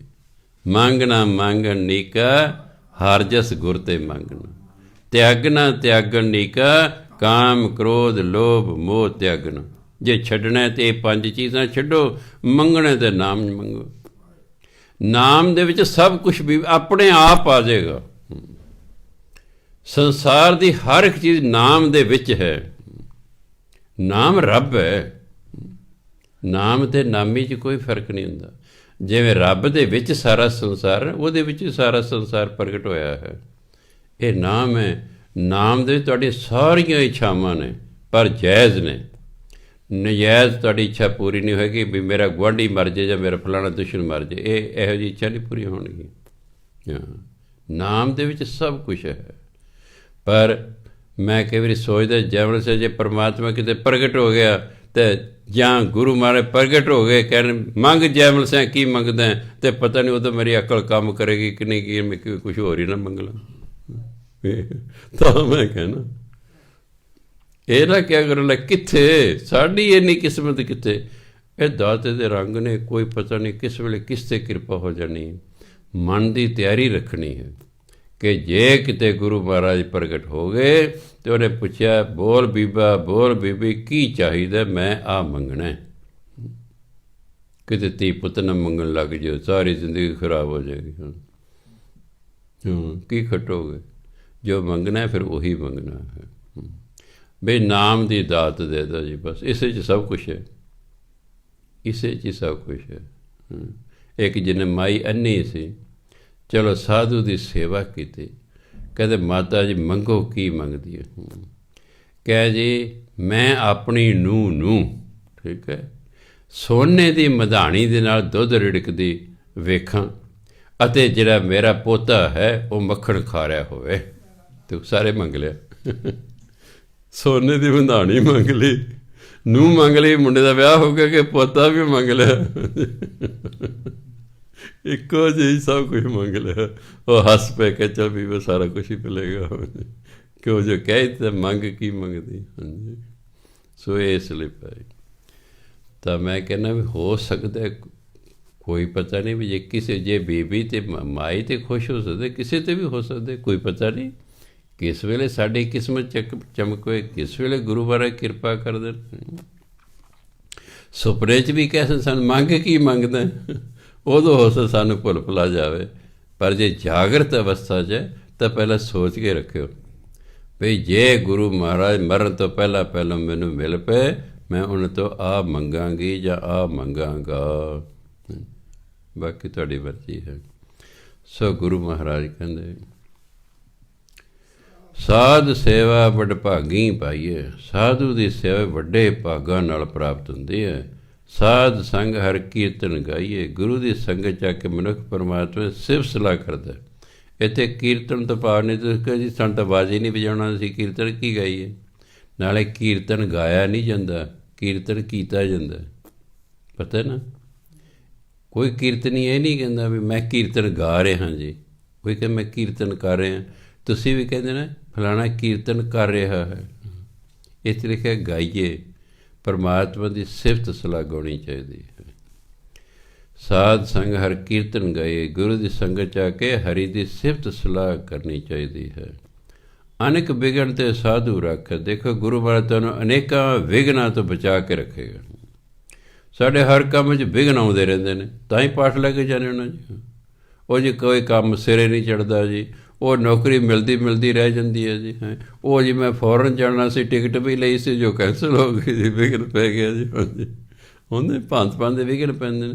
ਗੁਰੂ ਫਿਰ ਅਸੀਂ ਬਾਣੀ ਦਿੰਦੇ ਹਾਂ, ਬਾਣੀ ਗੁਰੂ ਹੈ ਨਾ, ਫਿਰ ਉਹ ਵਿਘਨ ਦੂਰ ਕਰ ਦਿੰਦੇ ਨੇ। ਬਸ ਫਿਰ ਵਿਘਨ ਦੂਰ ਕਰ ਦਿੰਦੇ ਨੇ।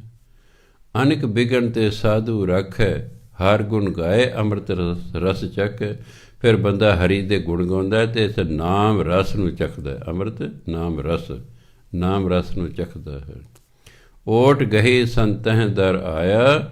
ਸਰਬ ਸੁਖ ਨਾਨਕ ਤੇਹ ਪਾਇਆ। ਤੇਹ ਮੈਨੇ ਉਸ ਨੇ, ਜਿਹੜਾ ਵੀ ਸੰਤਾਂ ਦੇ ਦਰ 'ਤੇ ਆ ਜਾਂਦਾ, ਸੰਤਾਂ ਦਾ ਓਟ ਆਸਰਾ ਲੈਂਦਾ ਹੈ, ਸਰਬ ਸੁਖ ਨਾਨਕ ਤੇਹ ਪਾਇਆ। ਉਹਨੂੰ ਸਾਰੇ ਸੁੱਖਾਂ ਦੀ ਪ੍ਰਾਪਤੀ ਹੋ ਜਾਂਦੀ ਹੈ।